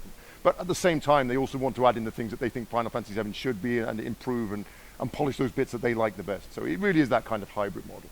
Well, like I said at the top of the show, it's just awesome to finally have a release date. We can look forward to finally playing the Final Fantasy VII Remake. Thank you so much for coming by the IGN stage. いや冒頭にも言いましたが、その実際にプレイできる日が告知されて非常にワクワクしています。今日は来てくださって非常に大変ありがとうございます。はい、ありがとうございます。Thank you very much. Thank you. All right, we have been covering Final Fantasy VII and its various ports and re-releases on IGN for over 20 years. We don't plan on stopping anytime soon. The same goes for E3. What's up next, Sydney? Thanks, Damon. Coming up next, we're checking in with our Nintendo voice chat crew. And after that, if you like spooky games, stick around because we're taking a look at the Dark Pictures Anthology. IGN Live at E3. We'll be right back after this. Here we go. Hello, I'm Casey DeFreitas here with the cast of NVC, IGN's Nintendo podcast. We're just going to take a couple of minutes to talk about our favorite E3 Nintendo moments. Ooh. And one of them actually birthed a meme that includes Pear. Can you tell us about 2003's Nintendo E3? It's this one. It's a That's the one. meme. Yeah, so in 2003, Nintendo showed off the most exciting game of all time, Pac-Man. No, they kind of like, we were all hyped up to see something special, and they showed Pac-Man. They showed the nifty little connection with the Game Boy Advance that nobody knew they wanted or nobody actually wanted. Mm-hmm. And then we were we were expecting a big announcement, and nothing came. And so we took a picture where we were just kind of depressed. And we used that on the message boards on IGN. And people kind of used that picture always to show the opposite of excitement to an announcement for many, many years. Well, in 2004, we knew Twilight Princess was going to be shown off because we got tipped off and saw the trailer early. And so we staged a picture with the same 4 people where we're all excited. And we're all like this, and whatever Craig was doing with the nose. And those 2 pictures together just became a meme, and they got really, really big, and you can still see them on T-shirts in Japan. What's crazy is that no one who ever sits down to like make a meme is successful for it. It's like sort of giving yourself a nickname, but you guys took a full year to create a meme that has lasted for 15 years now. So, I mean, first of all, thank you to Nintendo for having those 2 E3s, one not so exciting, one really exciting. But, right after the other. NHK, the Japanese broadcast company, actually reached out to us, and they did an interview with us because the meme is so popular in Japan, like years later. And the first question was like, how did you come up with this? And we're like, we accidentally did. And they're like, what are you going to do next? Like, What's your next meme? What other reactions do you have? No, Yeah. you got replaced by idea. Drake now. That's the new reaction. There you go. The Drake one. Exactly. Yeah. But nice work. Nintendo E3s have come up with, they've given us a lot of memes. They've gifted us a ton of memes. My Body is Ready. Yes. It was a 2008, the Wii Fit board demo where Miyamoto asked Reggie to come and test out, I think it was called like the body check. Yeah. And Reggie just goes, my body is ready. Measuring. And Miyamoto looks really confused and like keeps looking back at him like, That is such please get on the balance board. When those guys retire, I want like a buddy cop film with the 2 of them. They are such an odd couple. That'd be really good. Yeah, I mean, it's Miyamoto is like this soft-spoken happy man, and then Reggie comes out and he's like, "My body is ready," and he like stands on a. And everyone called it "My Body is Reggie" because we all have brain damage. So good. It's like it is. It was along with kicking ass and Kicking ass, taking names, of and course. we're about making games. Gonna miss that man this year. Yeah. I still think he's gonna show up as a Force Ghost. I hope he's a Force Ghost. Just see through and blue. One cameo. I mean, the crowd would go crazy if Reggie made a cameo. Well, there's no crowd anymore, but no, you're right. A crowd somewhere would go crazy. Our war room would go crazy. That's true. If Reggie made That's an true. appearance. The collective crowd of the internet would go crazy. I've been to 21 years of E3, so 21 E3s. This is my 21st. So you're going to have your first drink at this one, right? I'm going to have my first drink at this one. Even I'm not old enough to have gone to the 1996 E3 though, and that was a really eventful one. Sadly, I don't know if any kind of video footage survives because we had giant cameras and VHS back then. But that was the E3 where Sony announced a price drop of the PlayStation to $199. Yep. And the next day, both Nintendo and Sega pulled even with them and announced it. For the unreleased N64, they dropped the price from $249 to $199. And so decisions were made at E3 where these guys would react to each other like that. And like they would just kind of step up to the mic and go, $199, and then, like pull even. I actually did see some footage kicking around recently of the Super Mario 64 demonstration that happened that year. And So that's that year? Yeah, and it's phenomenal because it's like, imagine, I mean, the first time all of us played that game, that is like this moment that we have described so many times that we've tried to chase for all of our histories in video games, and it just never really happens, right? Yeah. I mean, it was the first time you ever really controlled a 3D character in a 3D space with an analog stick where if you push it forward gently, they tiptoed. And they could jump in the air and stuff like You that. had a PC with, they had the big flight sticks and all of that, but yeah, it wasn't done as a pad like Could you imagine playing Mario 64 with a flight stick? Come on, Pear. That's nonsense. Yahoo! I get it good. Tom could. Tom would do it. I would. I will. Actually, I'm going to go do that later today now, just to say I could. That was a really good one. Yeah. So that does seem to be about all the time we have at this moment. Thank you so much for watching, and keep it here at IGN for all of your E3 coverage. Компания Sega, Nintendo, они конкуренты, и уже на протяжении много лет они соревнуются между собой. Бренд Super Mario уже существует больше 20 лет. До сих пор он в тренде. Some sort of color-changing reptile stripper man. I'm doing it. Don't touch it. What's wrong with you? Get corn snack. Game sucks. Bring it back. Up at noon, weekends on IGN and YouTube.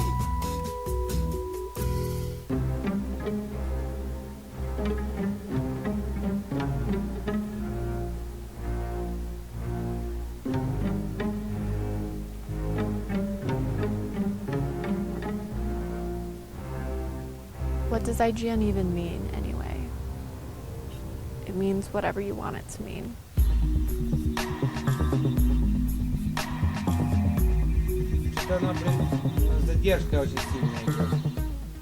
Not only is IGN the world's biggest media brand for games and entertainment, but we also have a team of some of the world's biggest fans of your favorite franchises. From breaking news and exclusives, never-before-seen looks at movies and games, to reviews, let's plays, and live streams, IGN brings you all the coverage you need, no matter where you are. Whether you're on IGN.com, the IGN app, YouTube, Facebook, or Snapchat, we've always got you covered. IGN, the #1 source for all games and entertainment fans worldwide. If you're not following IGN on social media, what are you waiting for? We're bringing the memes, gameplay, custom original content, the best user-generated videos and art, and a whole lot more. Be part of the conversation throughout the year. Follow IGN on Facebook, Twitter, and Instagram.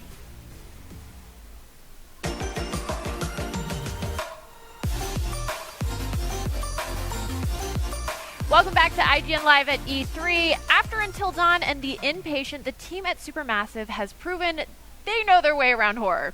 Now they're back with the first entry in the Dark Pictures anthology, Man of Medan. I'm joined now by Lucy O'Brien, Tom Heaton from Supermassive Games, and Sean Ashmore, who's actually in the game. Yeah. Welcome. Hi. Thank you so much for stopping by. Thanks for having us. So, Man of Medan is the first out of the Dark Pictures anthology. What can you tell us about this first installment? Okay, so yeah, it's the first game in the anthology. It's an anthology of standalone cinematic horror games, and kind of building on the stuff we learned from Until Dawn. Man of Medan is the story of 4 friends who go on a diving trip in the South Pacific. It's kind of the holiday of a lifetime. They're accompanied by the skipper of the boat they've hired, and they're divers. They go on a diving trip and they find this World War II era bomber. They're kind of like a brand new find. They're really excited for it. They take something from that bomber that they probably shouldn't have taken. And classic mistake. Yeah, well, you know, there were rules and they broke them. And things start to go wrong fairly quickly. And they find themselves on this massive, decaying World War II era freighter in the middle of the South Pacific, and the radio is out, their engine is busted, they're stuck there. It's kind of the remotest place on the whole planet, and there's something in the ship. There's something still there. Is it ghost ship? You guys can't see my face, but I made a face. And you know, it's your job to get all those characters out alive. You've spoken about the fact that every sort of story in this anthology will be different and standalone. So what genre is Man of Medan in terms of the horror genre, and will the other entries be sort of different horror genres? Yeah, so one thing we do is we combine genres a lot, subgenres of horror. So Man of Medan is kind of ghost ship, but there's also elements of home invasion movies and things. And what we're looking to do is to really look in detail at those genres and understand what makes them work, understand the tropes of those genres, and then to kind of subvert them. You know, the audiences, players, they have an understanding of how things work, and sometimes that'll help them, and sometimes it won't. Other games in the series will have different starting points. They'll start from different genres and they'll explore them in their own way.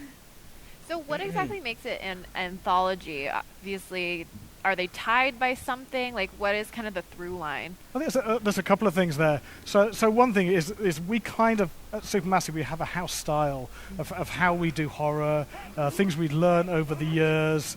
We're all about really strong narrative, strong, interesting characters, and very, very choice-driven, branching narratives. So all the games in the series will have all those elements. And then there are some elements that connect the series. All the stories are completely standalone. They have different characters, different cast, but we got this guy, the curator, that you meet, who kind of introduces each story, and at various points in the games he'll kind of sit you down, talk you through what you've done, and he's kind of an intimidating guy. Brilliant. Maybe you can't really trust what he's saying, so he appears in all of the games. Okay. Does he ask you about things that you're scared about and then show you the things that you're scared about? Are you scared about that? Yes, actually, I am. This is a strategic question, so that I can kind of reverse psychology it. He might. Sean, tell us about your character. I play a character named Conrad, who's he's basically an entitled American who's along on this journey. It was one of the reasons that I wanted to be a part of the game. I was a fan of Supermassive and Until Dawn. But also, this was a kind of character I'd never played before. He's brash, he's bold, he has no filter. He's not the nicest guy. But within the context of a sort of a survival story and a story like this, a character like that is very useful. So I had fun playing this character. And again, for me, being a part of games right now is so exciting, especially narrative-driven and character-driven games. The technology is getting to a point where what you emote as an actor can be captured authentically, and then the audience and the game players can actually feel that. So that's really exciting to feel like, oh, what we're doing and representing in a performance is translated really, really well. So yeah, that's Conrad in a nutshell, and kind of why it's fun to be a part of something like this. Will we want to willingly send you to your death? We sort of talked about that earlier. What's interesting is like each character is very different, and that's again what I think Supermassive does really well. And I think that certain people will be interested in having Conrad survive, and maybe some people, well, he won't be their favorite character. But again, bold choices and characters that I think everybody will sort of be able to see themselves a part of and say like, well, this is definitely a character that I want to see make it through. And you know, the other thing that's great too is like there's so much branching narrative that when I was watching some of the playthrough today, I was like, oh, I'd forgotten we had done that. I mean, there's just so many different variations these characters can go through. It's pretty cool. How exactly do you prepare for a character knowing that some pivotal decisions aren't necessarily in the character's hands? Like the player could choose something that maybe you as Conrad wouldn't have thought that's what Conrad would do. That's actually a really interesting question, and that is a challenge. I mean, essentially with like a feature script or television script, you could see the full arc of the character. So you make those decisions, well, the screenwriter makes a decision and you as an actor play that through, but make decisions how to make the character make sense to you along the way. It's essentially just a more complex form of storytelling, and you just have to think through a lot more branches. And so it's like, yeah, would I make that decision? No. But there's often feature scripts where I'm like, well, I wouldn't do that as the character, but you just have to follow that path. Yeah. So there's just more variations for you to think through. Which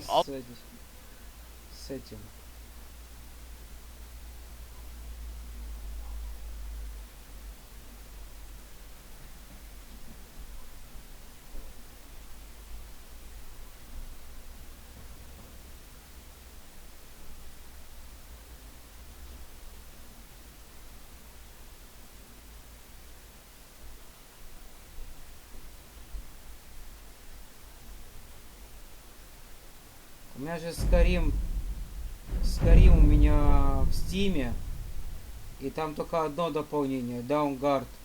А тут Special Edition все дополнения есть.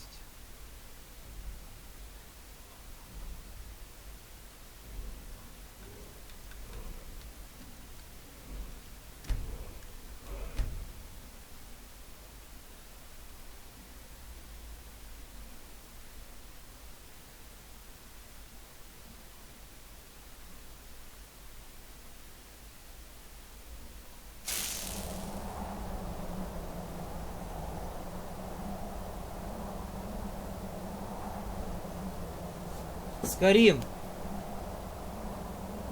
Никакое зло не коснется меня, ибо меня ведет мудрость Азуры. Ее предвидение защищает Skyrim. меня. Ее прозрение поддерживает меня.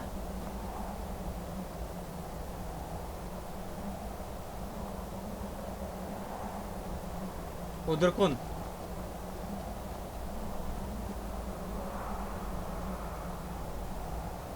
Азура, та, что увела своих детей от бедствия, постигшего Варденфелл, ты прозреваешь и пророчишь наше будущее.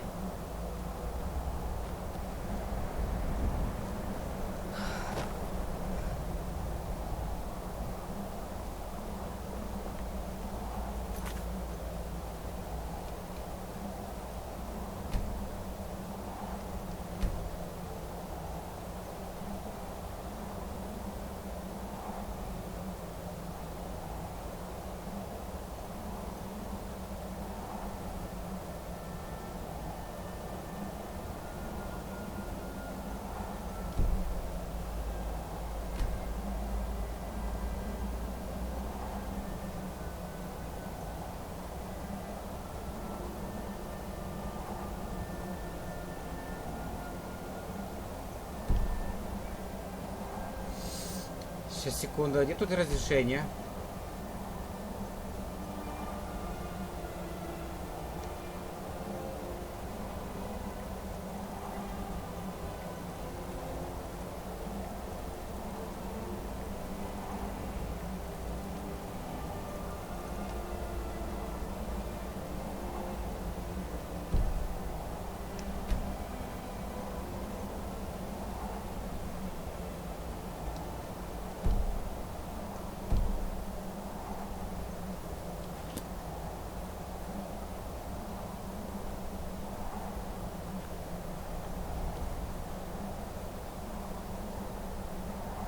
Азура, та, что увела своих детей от бедствия, постигшего Варденфелл, ты прозреваешь и пророчишь наше будущее. Райдер.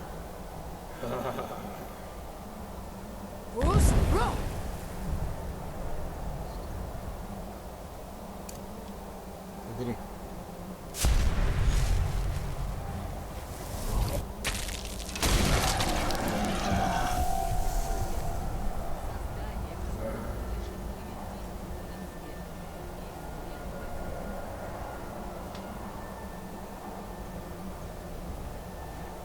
Здесь так светло. Не понимаю, как ты это переносишь? А, тут скриншот нельзя сделать. В чем прикол?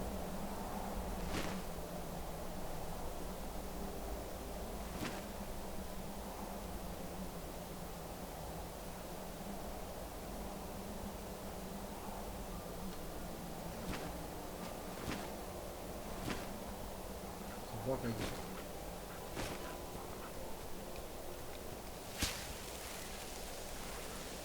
А ты еще откуда? Будешь знать. Лисица полетела, блин. Вниз.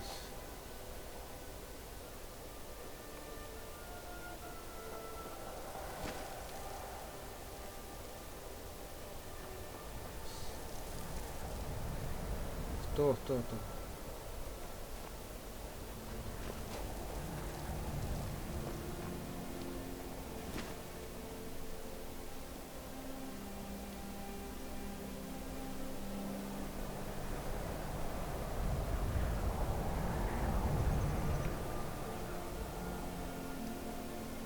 Там страж.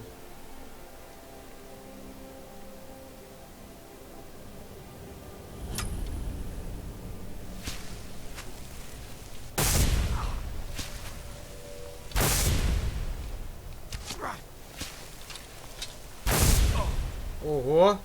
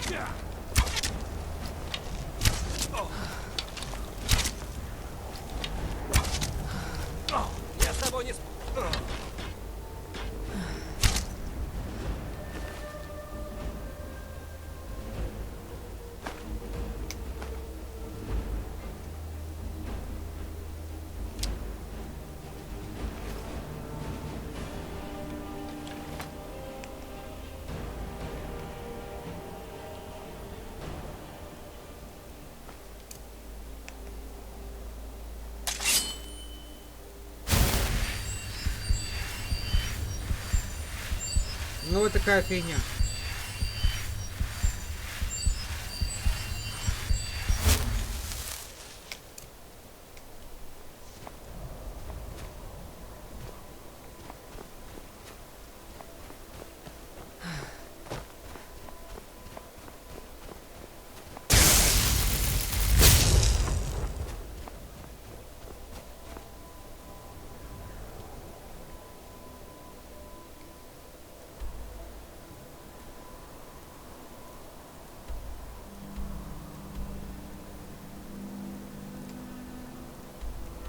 Винтерхолд. Вот мне нужно в Винтерхолд и нужно вот сюда. Ледяное привидение.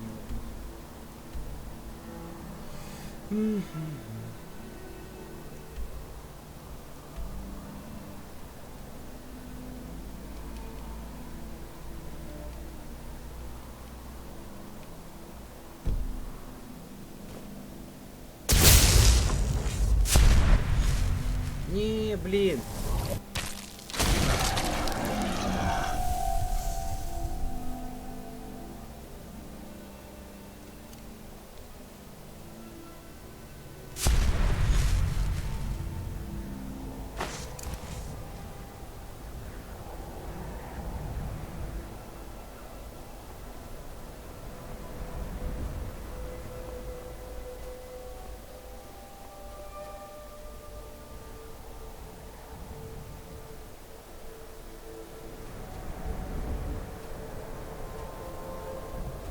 Привидение, блин, валить. Райдер, ты проходил Skyrim, потому что я не проходил.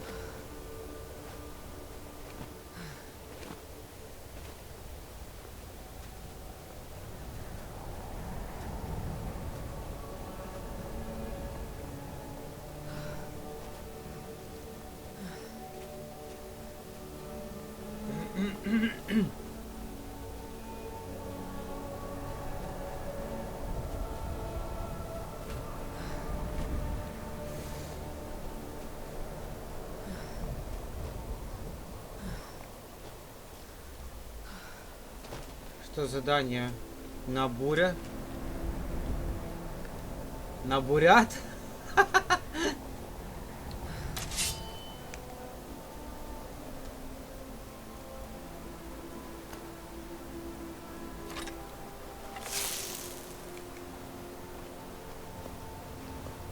Да, буряты завалить.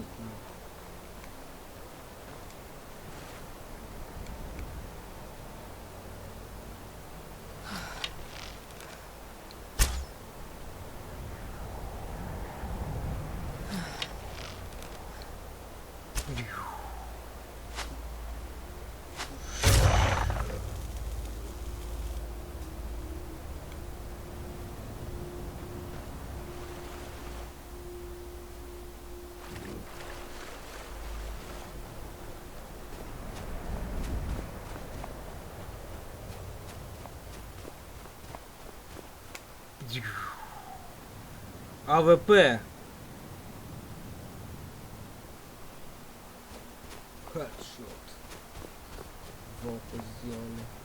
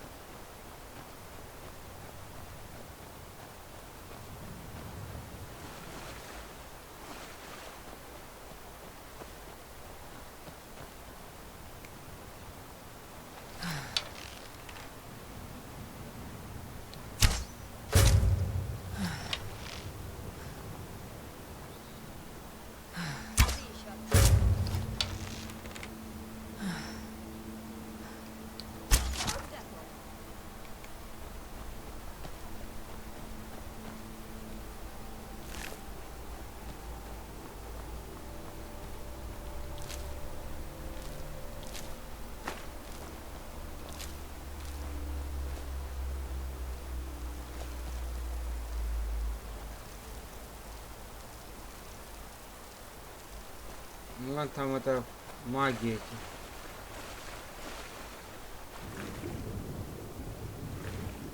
В Архангельск приплыли.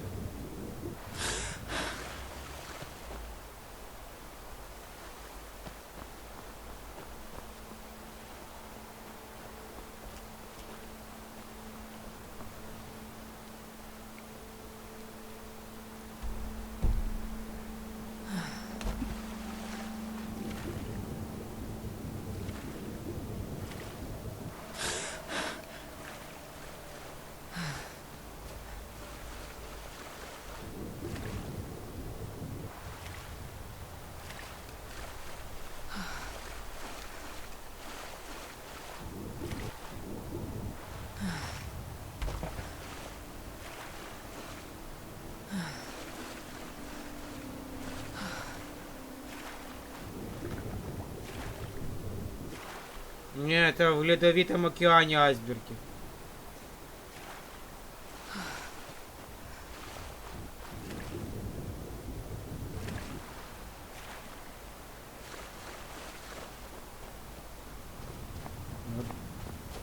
Да?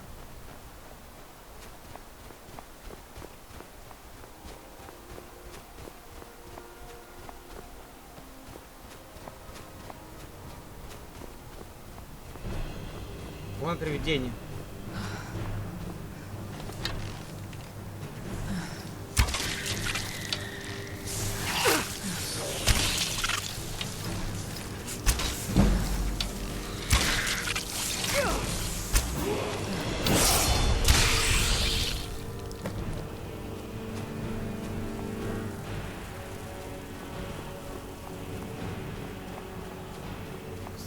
Кстати, у нас...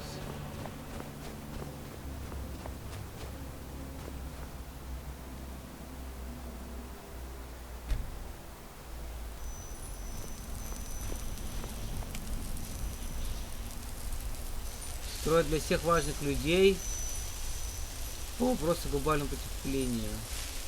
Лед тает.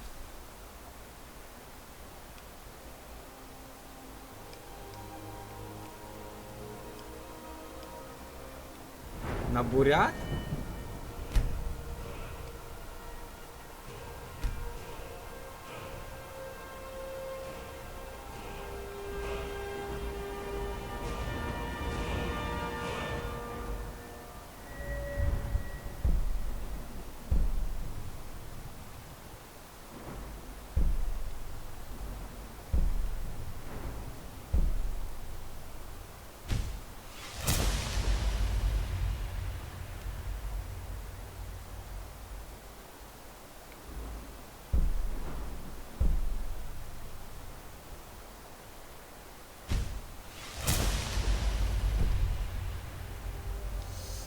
Когда тебе будет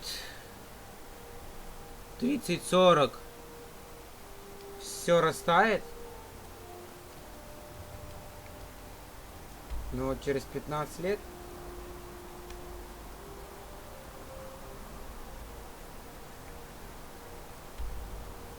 вот сюда мне.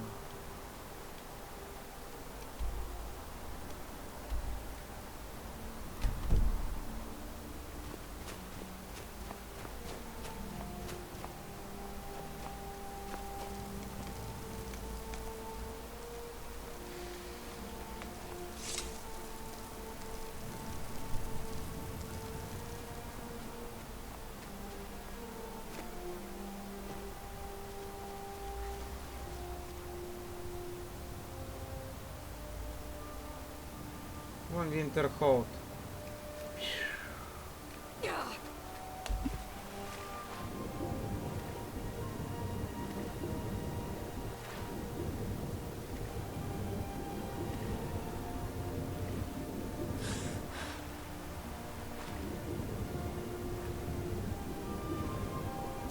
Холодильника земли. Оболочка земли становится тонкой.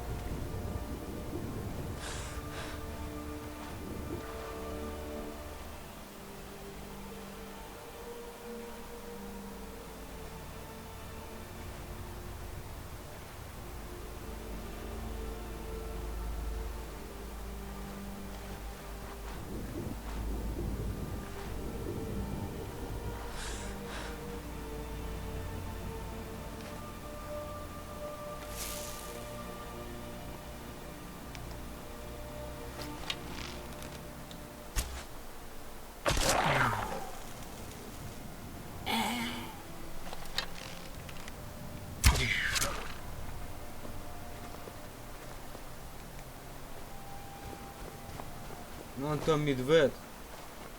Смотри, смотри. Смотри, видишь? Медведь.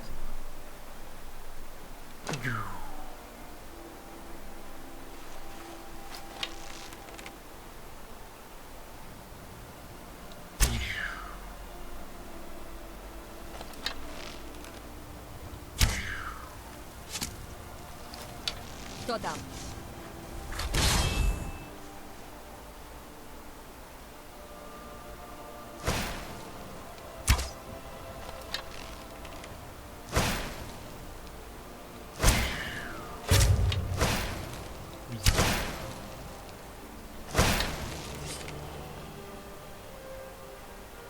Куда побежал, лень? Что ты можешь?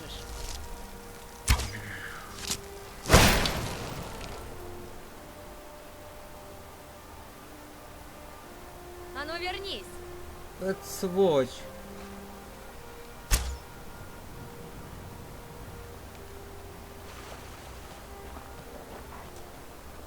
Видно, убежали.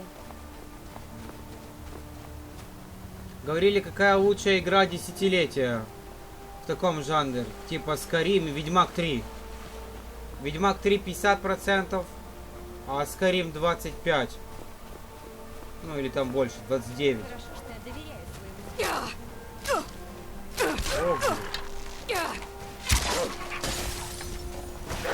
Серьезно?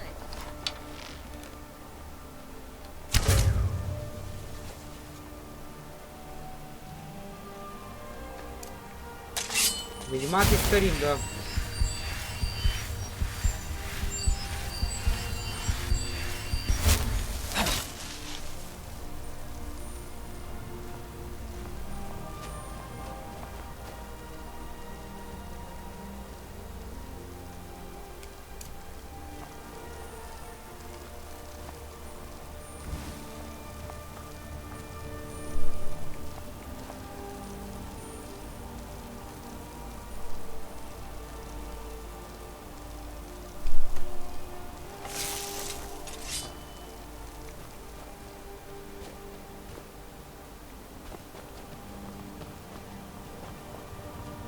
Вот Винтерхолд.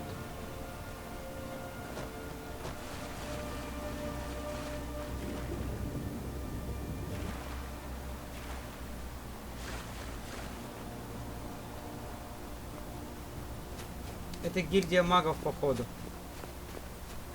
У меня еще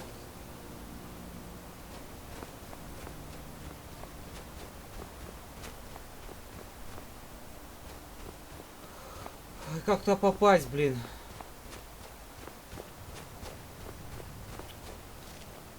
Обалдеть просто.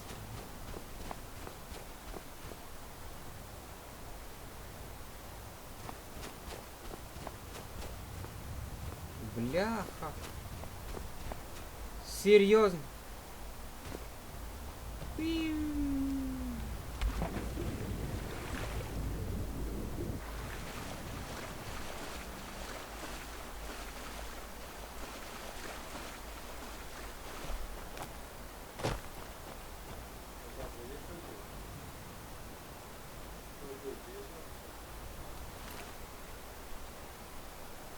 Андрей Зен. Мани Марко.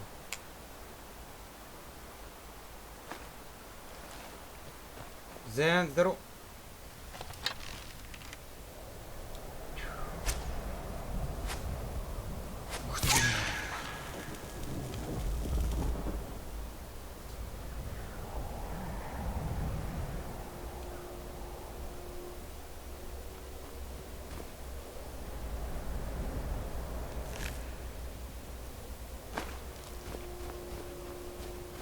Сауши.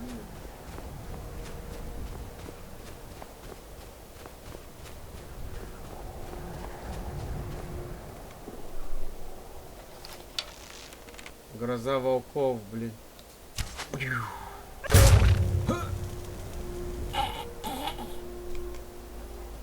Оу!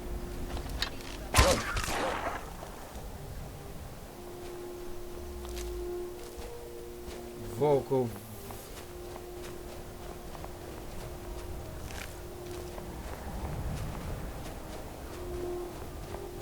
Сраку ему. Трипл килл. Трипл килл. Трипл килл.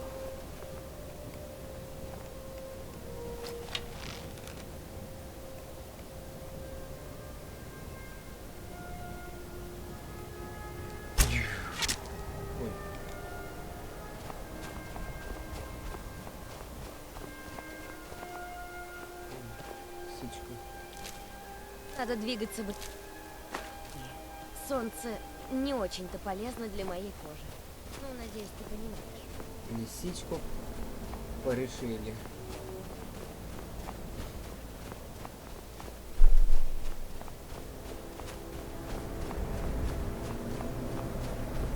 Это, наверное, только я один в Skyrim не играл.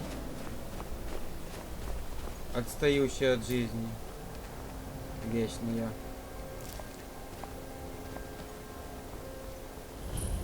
Винтерхаут. Когда женщина подходит с оружием наготове, не мудрено занервничать.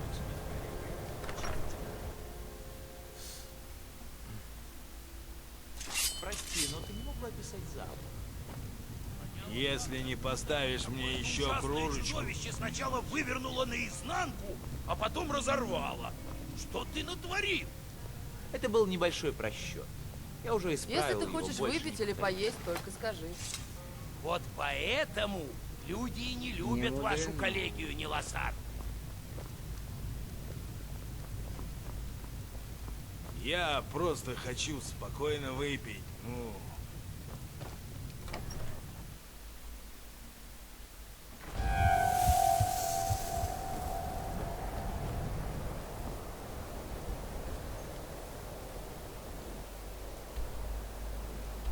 Это Винтерхолд такой маленький?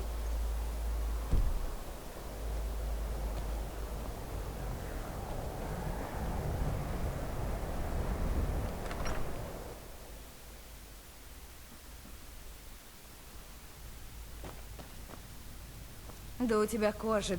Я продаю почти все, что угодно, если мне это выгодно. Помни об этом, хорошо? Стой.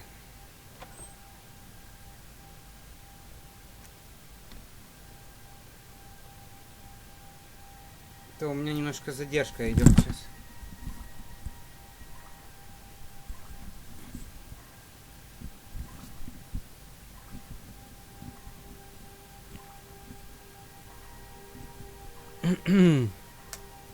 Побрякушки, всякая всячина и прочие безделицы. А что продать хоть? Угу. О!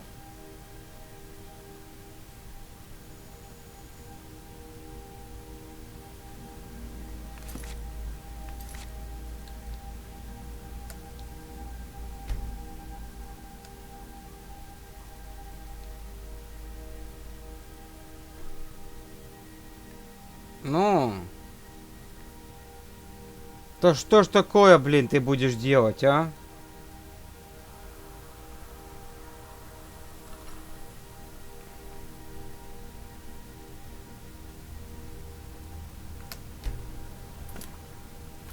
Сейчас, секунду.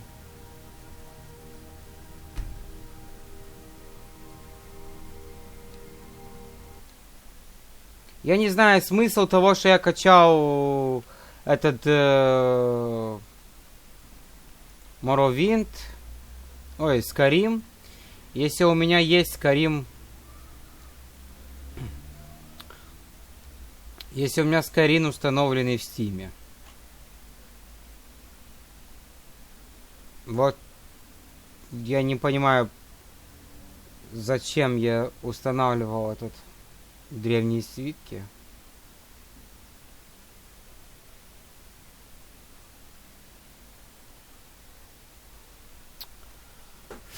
Сейчас, секунду, пацаны. Сори.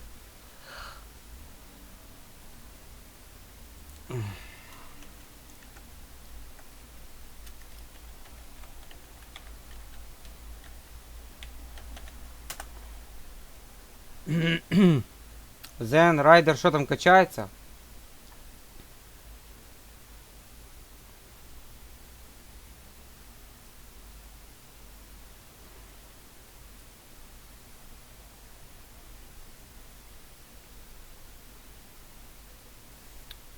Вот у меня Skyrim.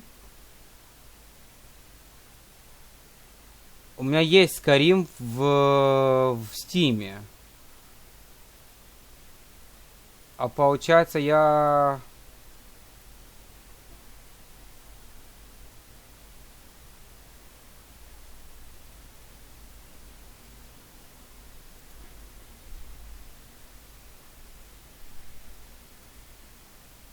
Видишь?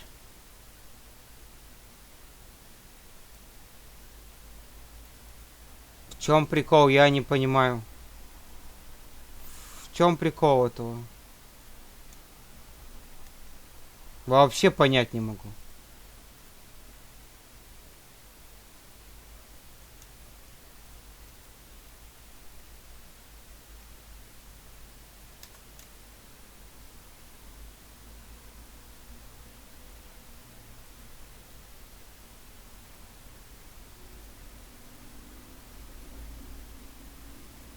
Два одинаковых.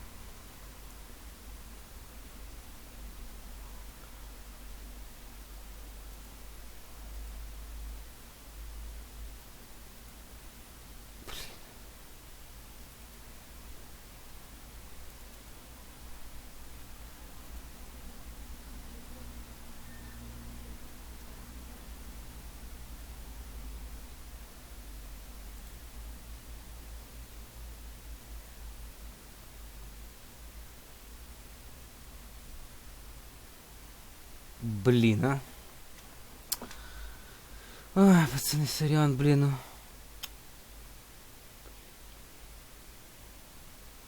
Как это, блин, не в тему?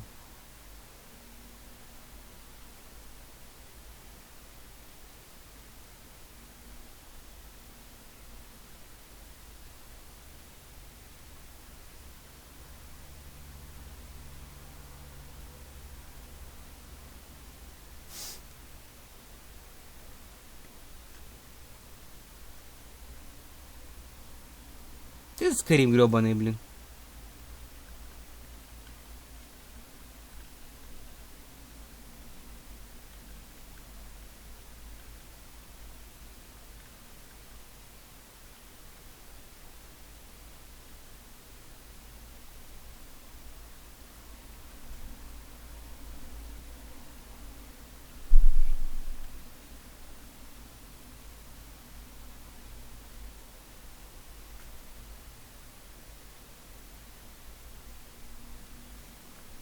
Видно, что человек в игры играет, да? Yes. Так. Сейчас. Райдер, ты меня спрашивал, где твое место, Сабу? Где у тебя место свободное? Так.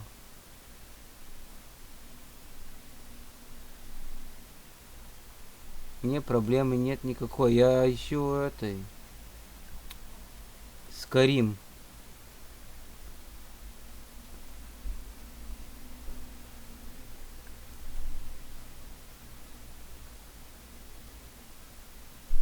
Во. Не.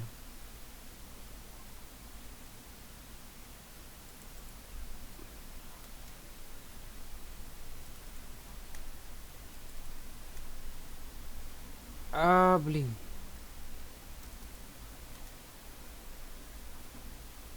Не могу найти. Старый. Наоборот, у меня в Стиме хорошая версия. А это то, что я скачал, она... Ну, тоже хорошая, но она...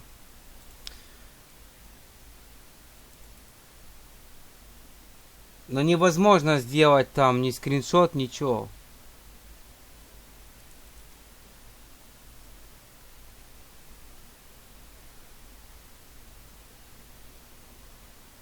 Вот он.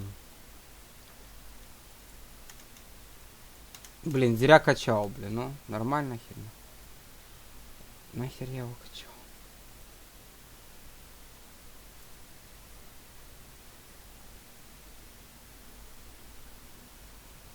Но это лицензионный Skyrim в Стиме, понимаешь? Это лицуха.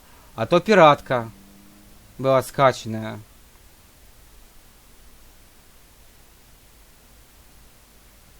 Не понял юмора.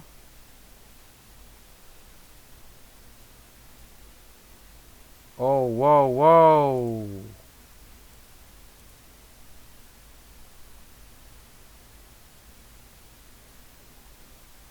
Это что, все время у меня было включено вот это вот типа чат, да? Вы не видели это, то, что я смотрел? Блин, я думал, ты видел, типа, я в папках показывал папки. Сколько у меня игр. А, ты не видел. Показать? Блин. Ты не видел, да? Это все время. Это я все время показывал это. Смотри.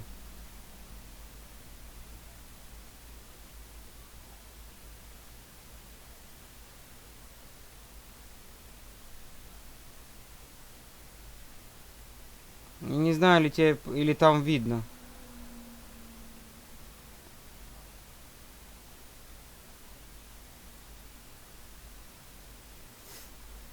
Это еще не все.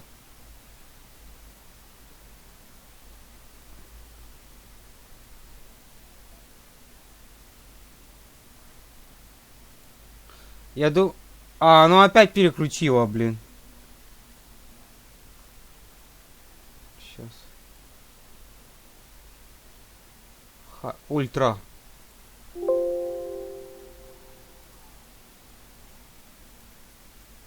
Ультра хай.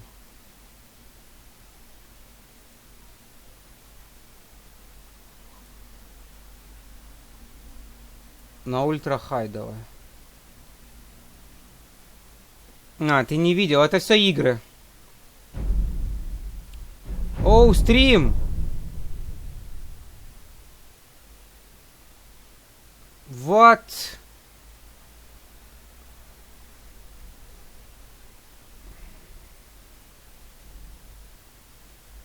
Блин, стрим упал.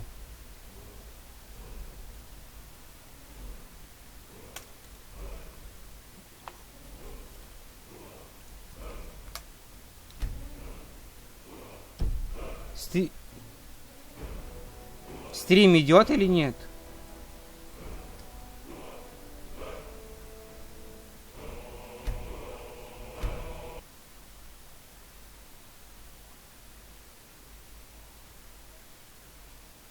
Картинки нету.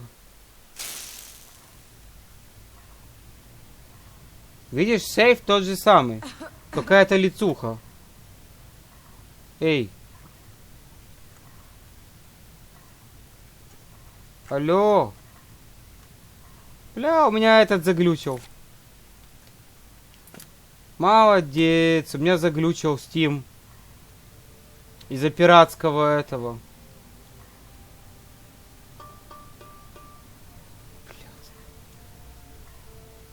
Сейчас. Что за япона, мать?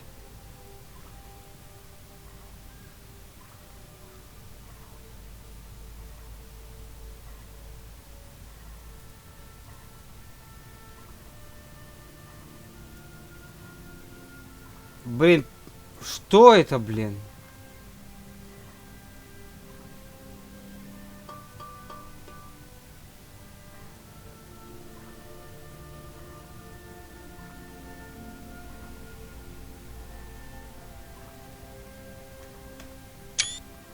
Фу, Steam проснулся. Ура, Steam работает! Фу, слава богу, все, пиратку больше не буду качать. Ну его нахер.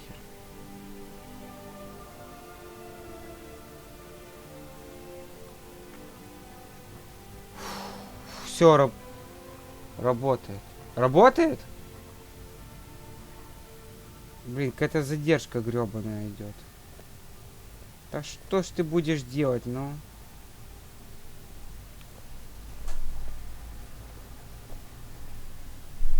Мне надо...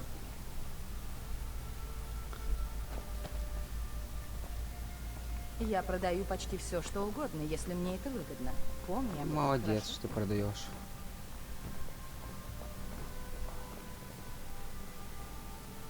А что, поспать нельзя тут? Я не понял. Ладно. Можно поспать? Не нравится. Я кручусь, так что мы пока держимся. Да уж, раз на брата полагаться нечего, приходится все делать самой. Да иди ты. Ладно.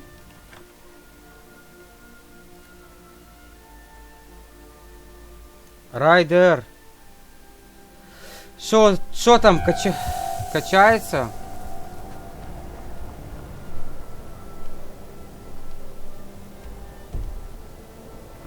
Где этот замок?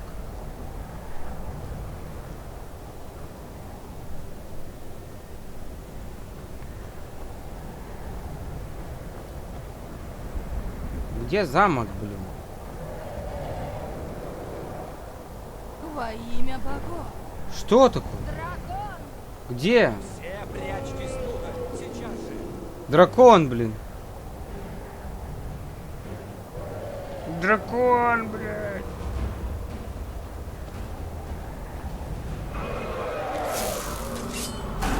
Ты охерел, блин. Братишка.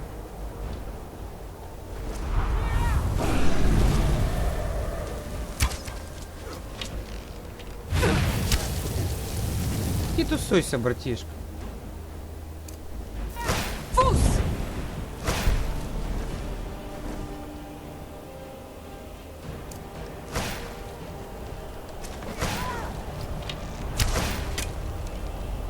Где он?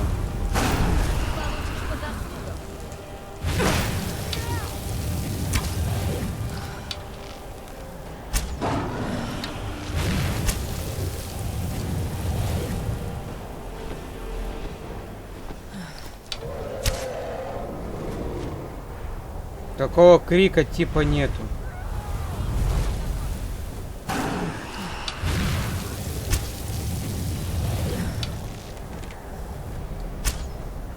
Как нету? У меня есть.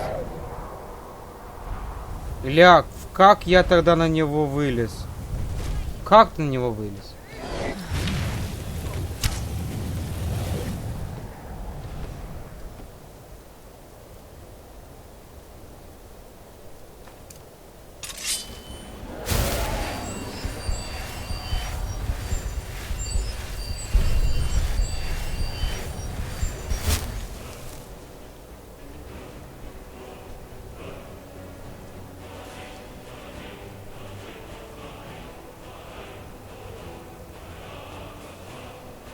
Таради, таради, таради, та-та-ти. Так.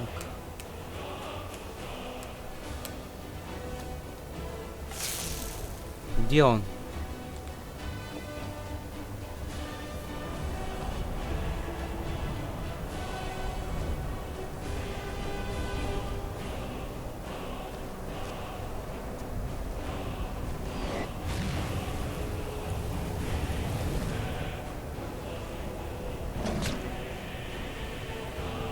Где он?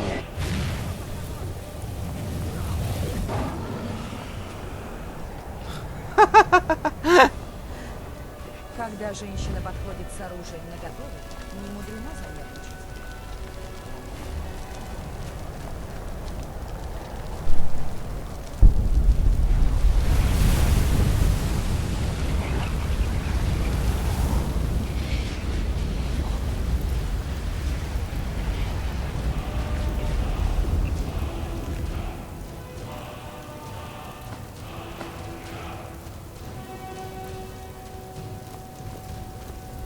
Это, наверное, та самая чудесная скайримская погода, про которую все только и твердят. Это та самая чудная скайримская погода.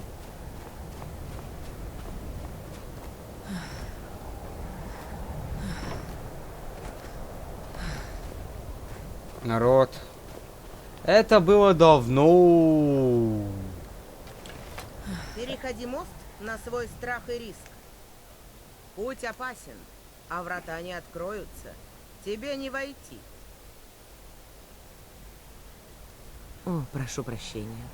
Почти все, кто приходит сюда, уже что-то знают о коллегии. Это коллегия Винтерхолда. Безопасная гавань для магов Скайрима.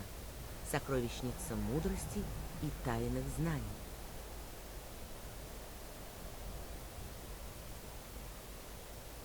Возможно. Но что ты хочешь найти внутри?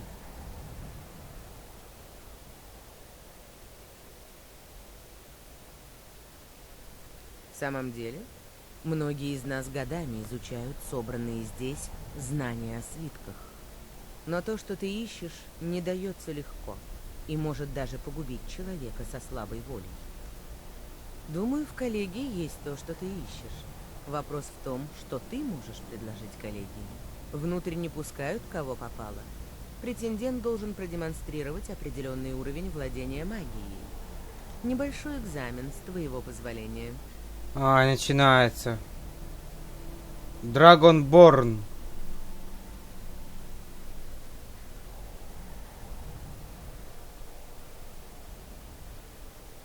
Нет, ничего подобного. Отлично. Стандартное заклинание для мастеров школы разрушения — это огненная стрела. Порази ею печать на земле. Этого будет достаточно. Ай. С нетерпением жду этого. Много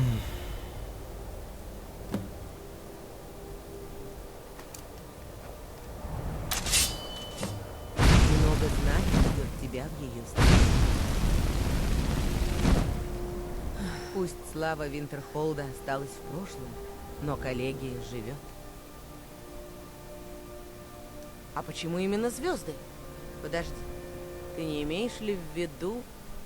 Нет, об этом ты не можешь знать. Ну, мне доводилось слышать кое-что и похуже. Думаю, если тебе и есть смысл с кем-то поговорить, так это с Навасар. Его изгнали из коллегии пару лет назад. И за дело. Он до сих пор живет в замерзшем очаге. Вот и хорошо, блин. Хватит мне мозг выносить. Больше мне нечему тебя учить. Молодец. Угу. Ну и где мне искать этого козла, блин?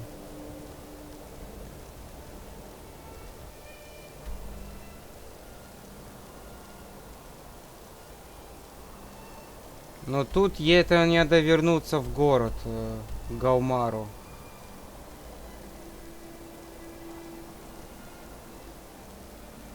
У меня дополнение Даунгард тут есть. В старом очаге. Старый очаг.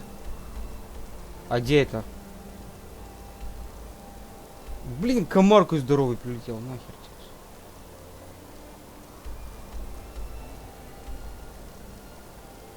Он в одеянии. Бар типа.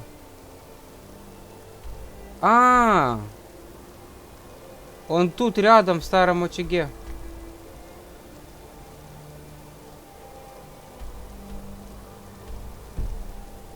Спасибо. Нет. Коллегия — короче. это сокровище Скайрима. В том же городе. Некоторые предпочитают не замечать и не ценить.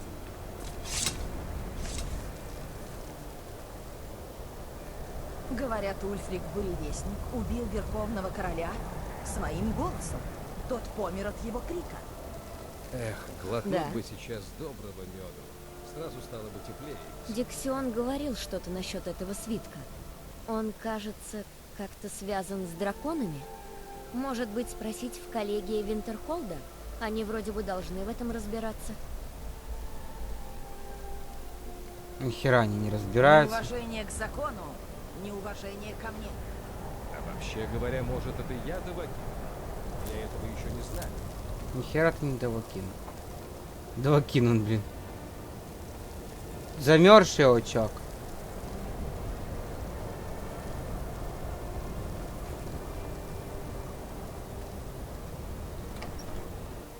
А мне сказали в старом очаге. Блин.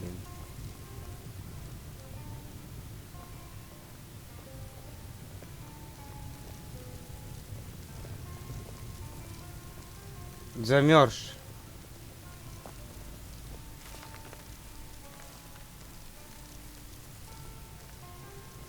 Я больше не занимаюсь поступающими в коллегию. О! Мои дни в коллегии давно прошли, но я предпочитаю все-таки не уезжать далеко. О! Нет, боги, давно уже нет.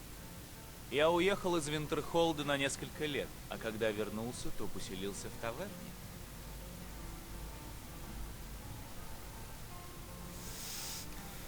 До встречи. Бухаешь, чувак? Между мной и Дагором полное взаимопонимание. Он обеспечивает мне уединение, а я стараюсь, чтобы его таверна не взлетела на... Я все еще занимаюсь наукой, а проживание в Винтерхолде позволяет мне поддерживать контакт с бывшими коллегами. Кто тебя послал? Коллеги? Ярл? Мы же договорились, что вопросов больше не будет. Моя послала жрица Азуры.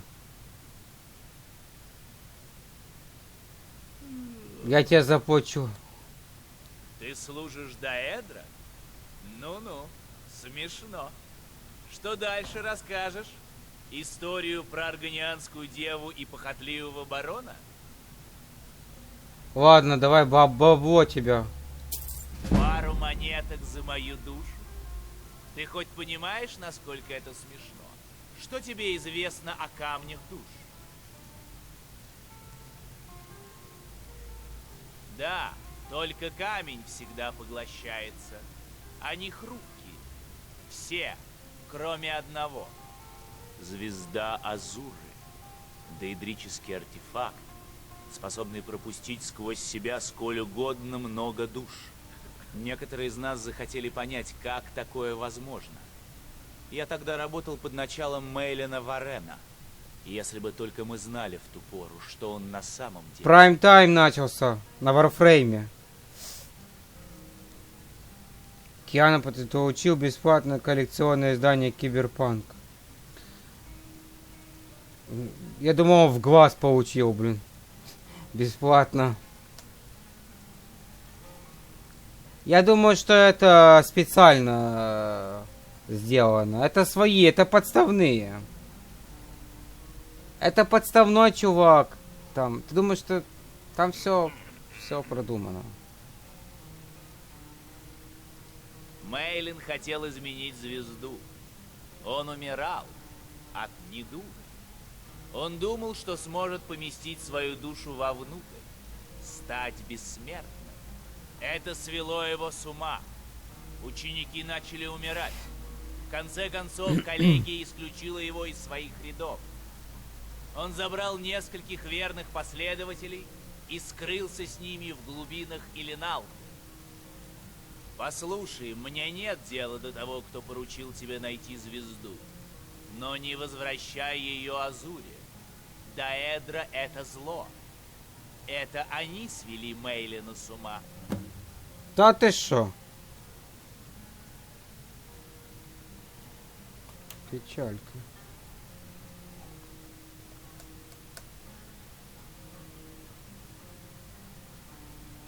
Азура не просто Даэдра.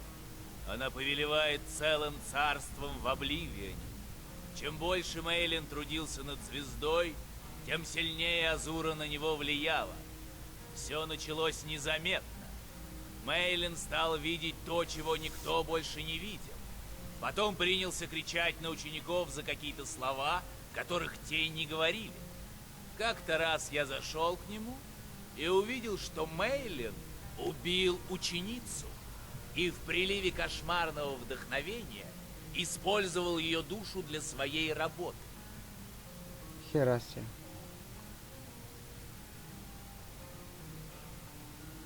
Я уже говорил, что звезда — это камень душ, который можно использовать повторно. У этого артефакта есть еще одна особенность. В звезду можно помещать лишь белые души, принадлежащие низшим созданиям. Магия Азуры не позволяет черным душам проникнуть внутрь. У Мейлина, как у любого смертного, черная душа. И потому одной из целей его работы было обойти законы Азуры. Он был уже на грани. В общем, я тебе уже рассказывал. Понятно. Коллегия бы с тобой согласилась. Но ты представляешь, сколько невинных жизней было загублено, только чтобы Азура смогла отомстить? Для Даэдра мы ничто. Пешки, которые можно двигать, хвалить и наказывать. Комар здоровый. Итак, ты хочешь овладеть тайными искусствами.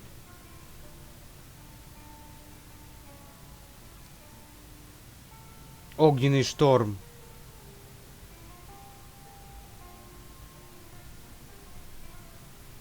Ой, дорого стоит. Погляди.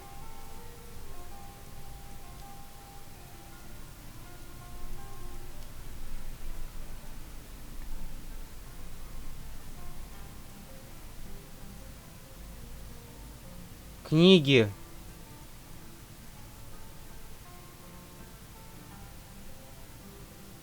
Быстрое лечение. Вызов огненного труноха. Дубовый пой есть. Захват душ. Искра. Искры. Исцеляющие руки. Лечение есть. Слабенькое. Малый оберег. Обморожение. Оживление зомби.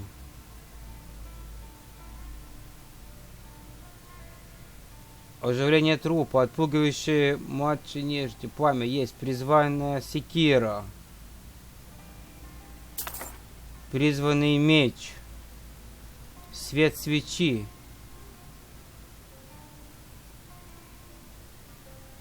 Огненная стрела тебе нужна. Устойчивый берег, ярость, ясновидение. Нету у него огненной стрелы.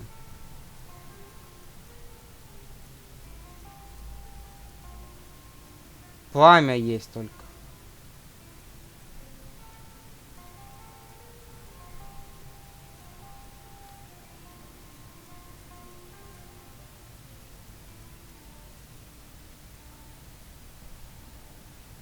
У тетки?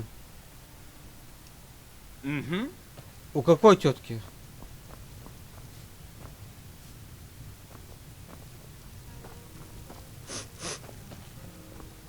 Мне все равно, сколько коллегий они построят и сколько земли окажется. У той тетки, что говорит пройти? Живу их всех.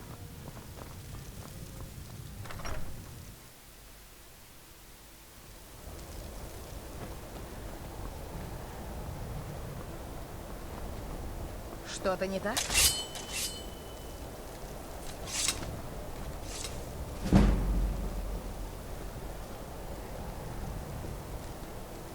Приходилось слышать о тебе и твоих сладких речах.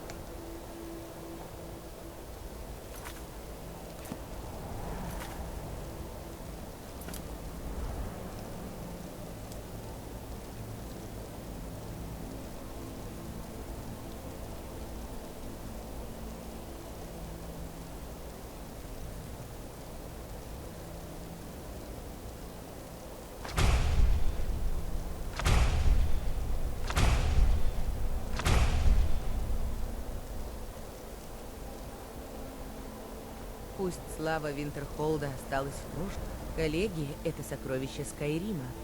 Хотя некоторые предпочитают... Итак, ты хочешь овладеть тайными искусствами. Грозовая руна. Огненная стрела.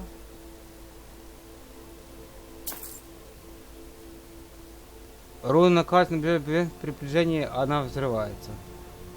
Обморожение. Молния.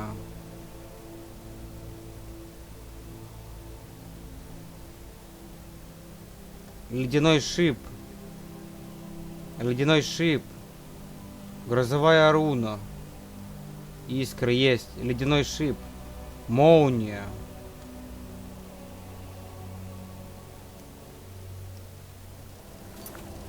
Одна.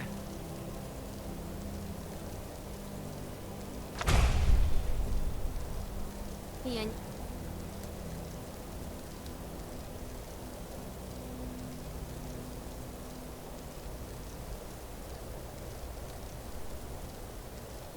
Обморожение.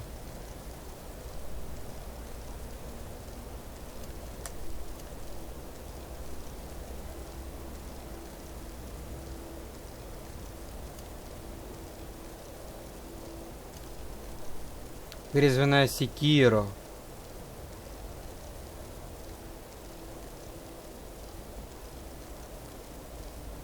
Быстрое лечение, обалдеть. Любительница солнечных ванн. А ну давай.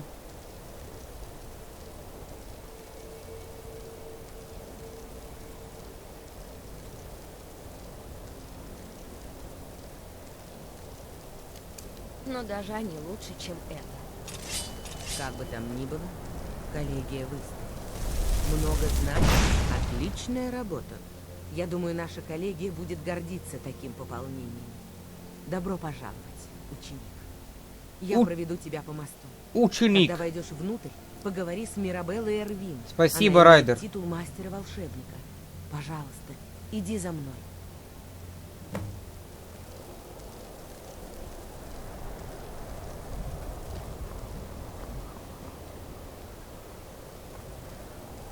А что у меня еще есть? Объятия теней, морожение.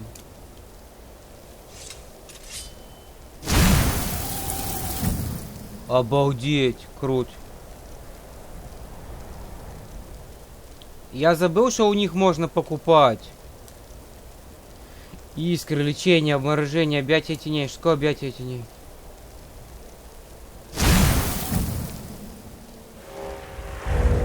Не-не-не-не-не.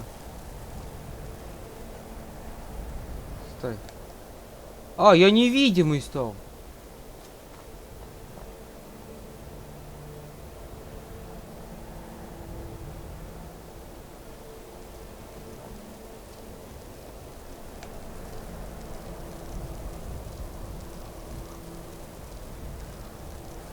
Это маскировка просто.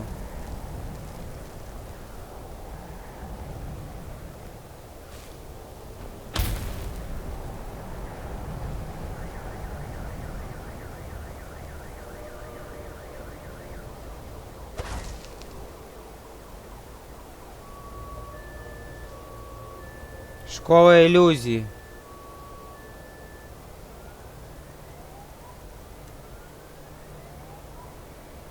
Быстрое лечение. Как мне это...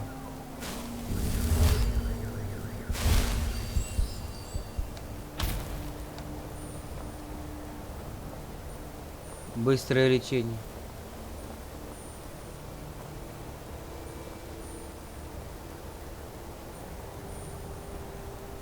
Саба, у тебя вентилятора нету?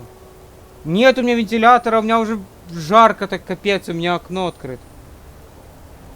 Хорошо, что на системнике есть вентилятор.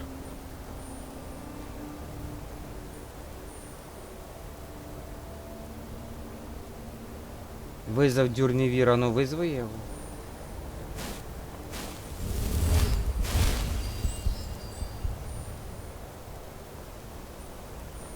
Не понял, я могу вызвать дюрневира? Ой, дюрневир это же этот дракон.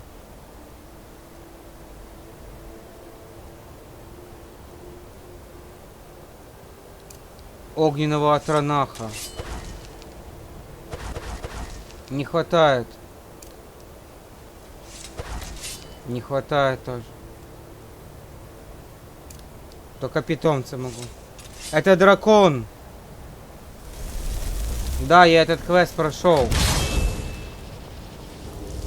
Но я этот квест прошел как раз вот позавчера. Вроде бы.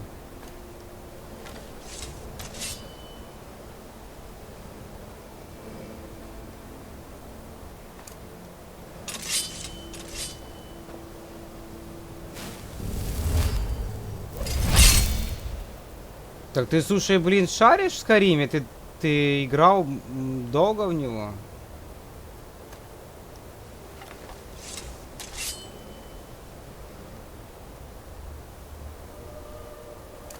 Обморожение. Питомец, спусти меня. Волк, блин, спрыгни, блин, с темы. Волчара, блин, дай пройти, блин, олень.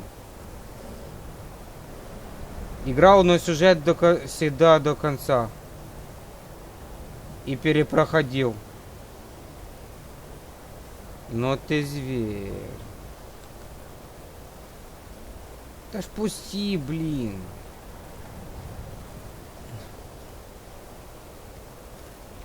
Ты посмотри, вот встал там и не дает пройти, падла.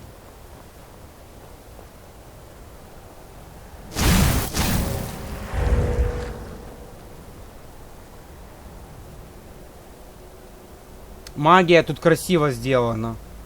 А зачем ты перепроходил? Что ты пытался сделать, перепроходил?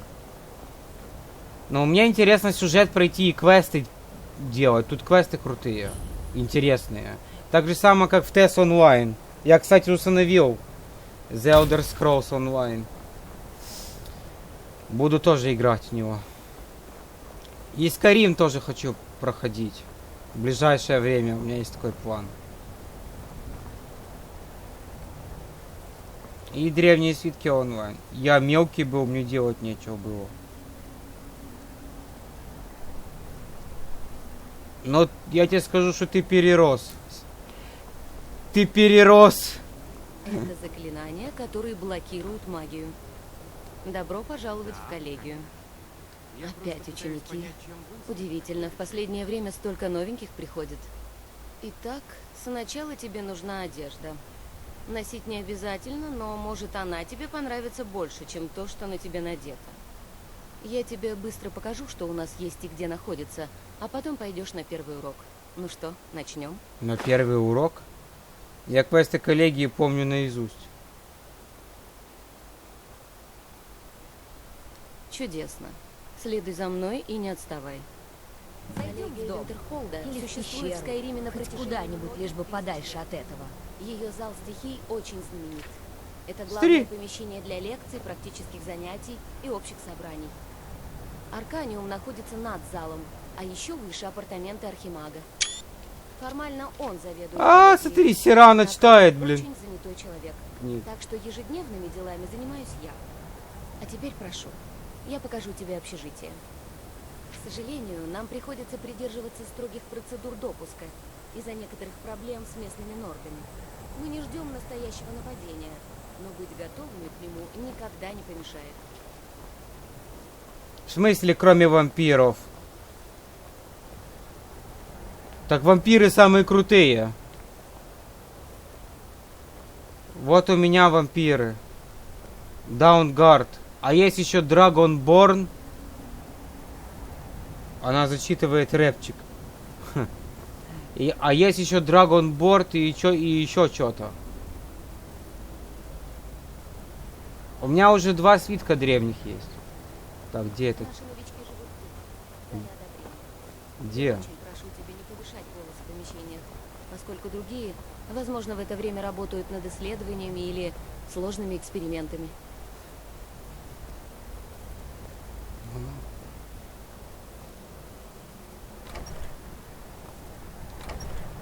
Зал достижений. Ого, смотри. Мана. Теперь я покажу, где будешь жить ты. Мы разместим тебя вместе с другими учениками. Скоро ты с ними познакомишься. Я Здесь ты будешь жить. Вот твоя кровать и стол. Пожалуйста, старайся уважать других. А теперь мы вернемся в зал стихии, где большинство членов коллегии собирается для лекций и практических занятий. Давай.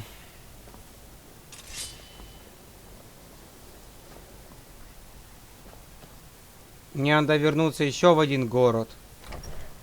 Кроме этого. Вначале ты будешь учиться у Толдера. Он один из наших самых уважаемых волшебников. Толдер?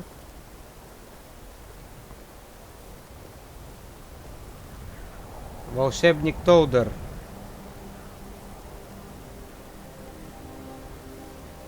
Я уже лорд-вампир на данный момент. Я сделал этот квест.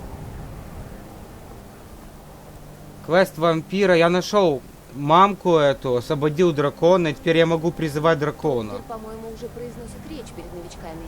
Иди туда, и если у тебя возникнут сложности, сообщи кому-то из старших. Но они почему-то не знают, что я вампир. Еще и притом лорд. Так. Еще один ученик. Ты из тех, кто верит, что сможет изменить мир? Или твои запросы не идут дальше честолюбия? Уверяю вас, я буду наблюдать за вами, за всеми вами, очень и очень внимательно.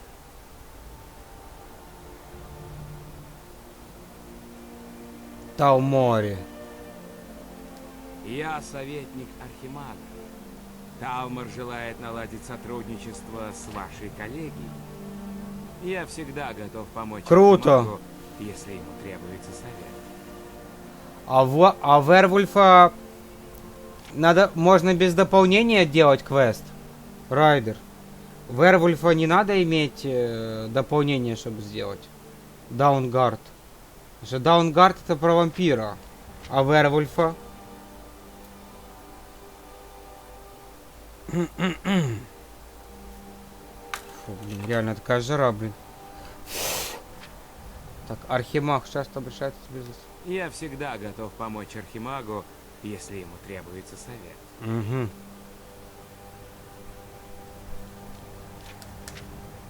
Теперь, когда в отношениях между Стрим. Доминионом и Империей наступил период Не, стримом все нормально, Райдер, что высаживаешь? Мы хотим помочь его жителям преодолеть переходный период, указать им путь к лучшему будущему. Все нормально.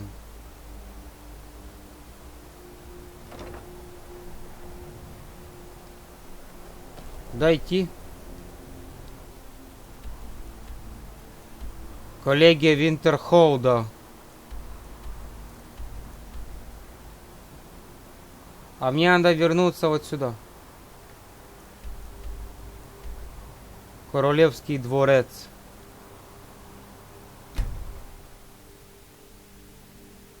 Нет, это все нормально. Тут надо перетереть с пацком. Браузер? Ого, что тут такое, блин? Что тут происходит, блин? Когда женщина подходит с оружием наготове, не мудрено занервничать. Приходилось слышать о тебе. Напомню. Слышали новость?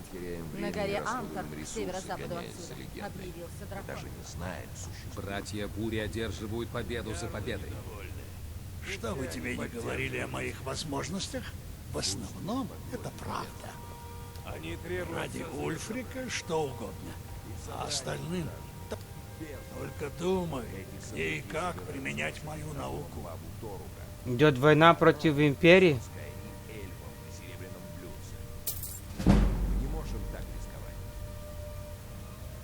Ой, у него можно учиться за бабло.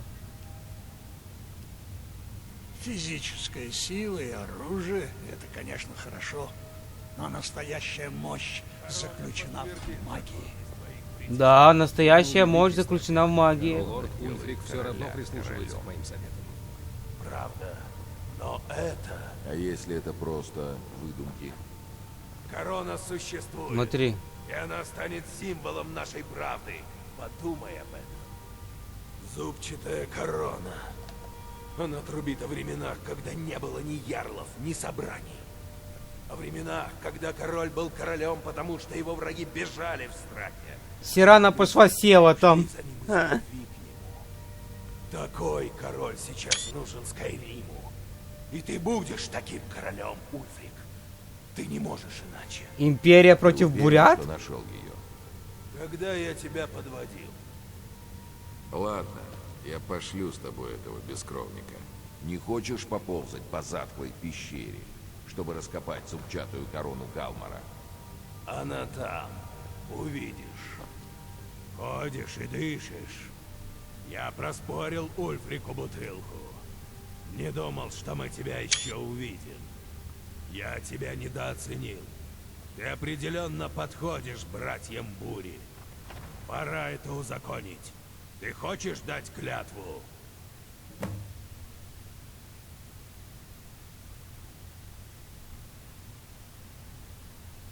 Перед тем, как вступить в наши ряды, тебе придется трудно поклясться в верности ярлу Ульфрику Буревестнику. будущему верховному королю Скайрима. Кроме того, ты присягнешь братьям Бури, Скайриму и его народу.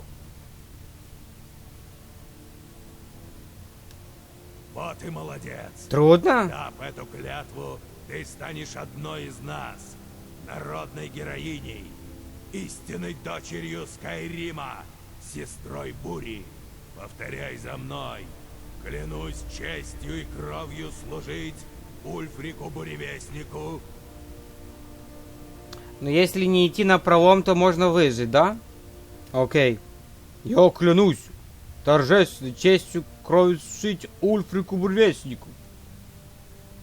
Дорогие товарищи, торжественно клянусь честью и кровью служить Ульфрику Буревестнику. На кого похоже было? Райдер, на кого похоже было? Акцент. Бля, я даже не знал, что я умею так говорить.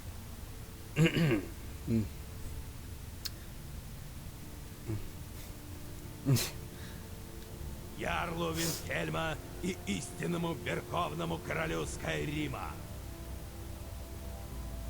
Ярлу Винхельма, истинному верховному королю Скайрима.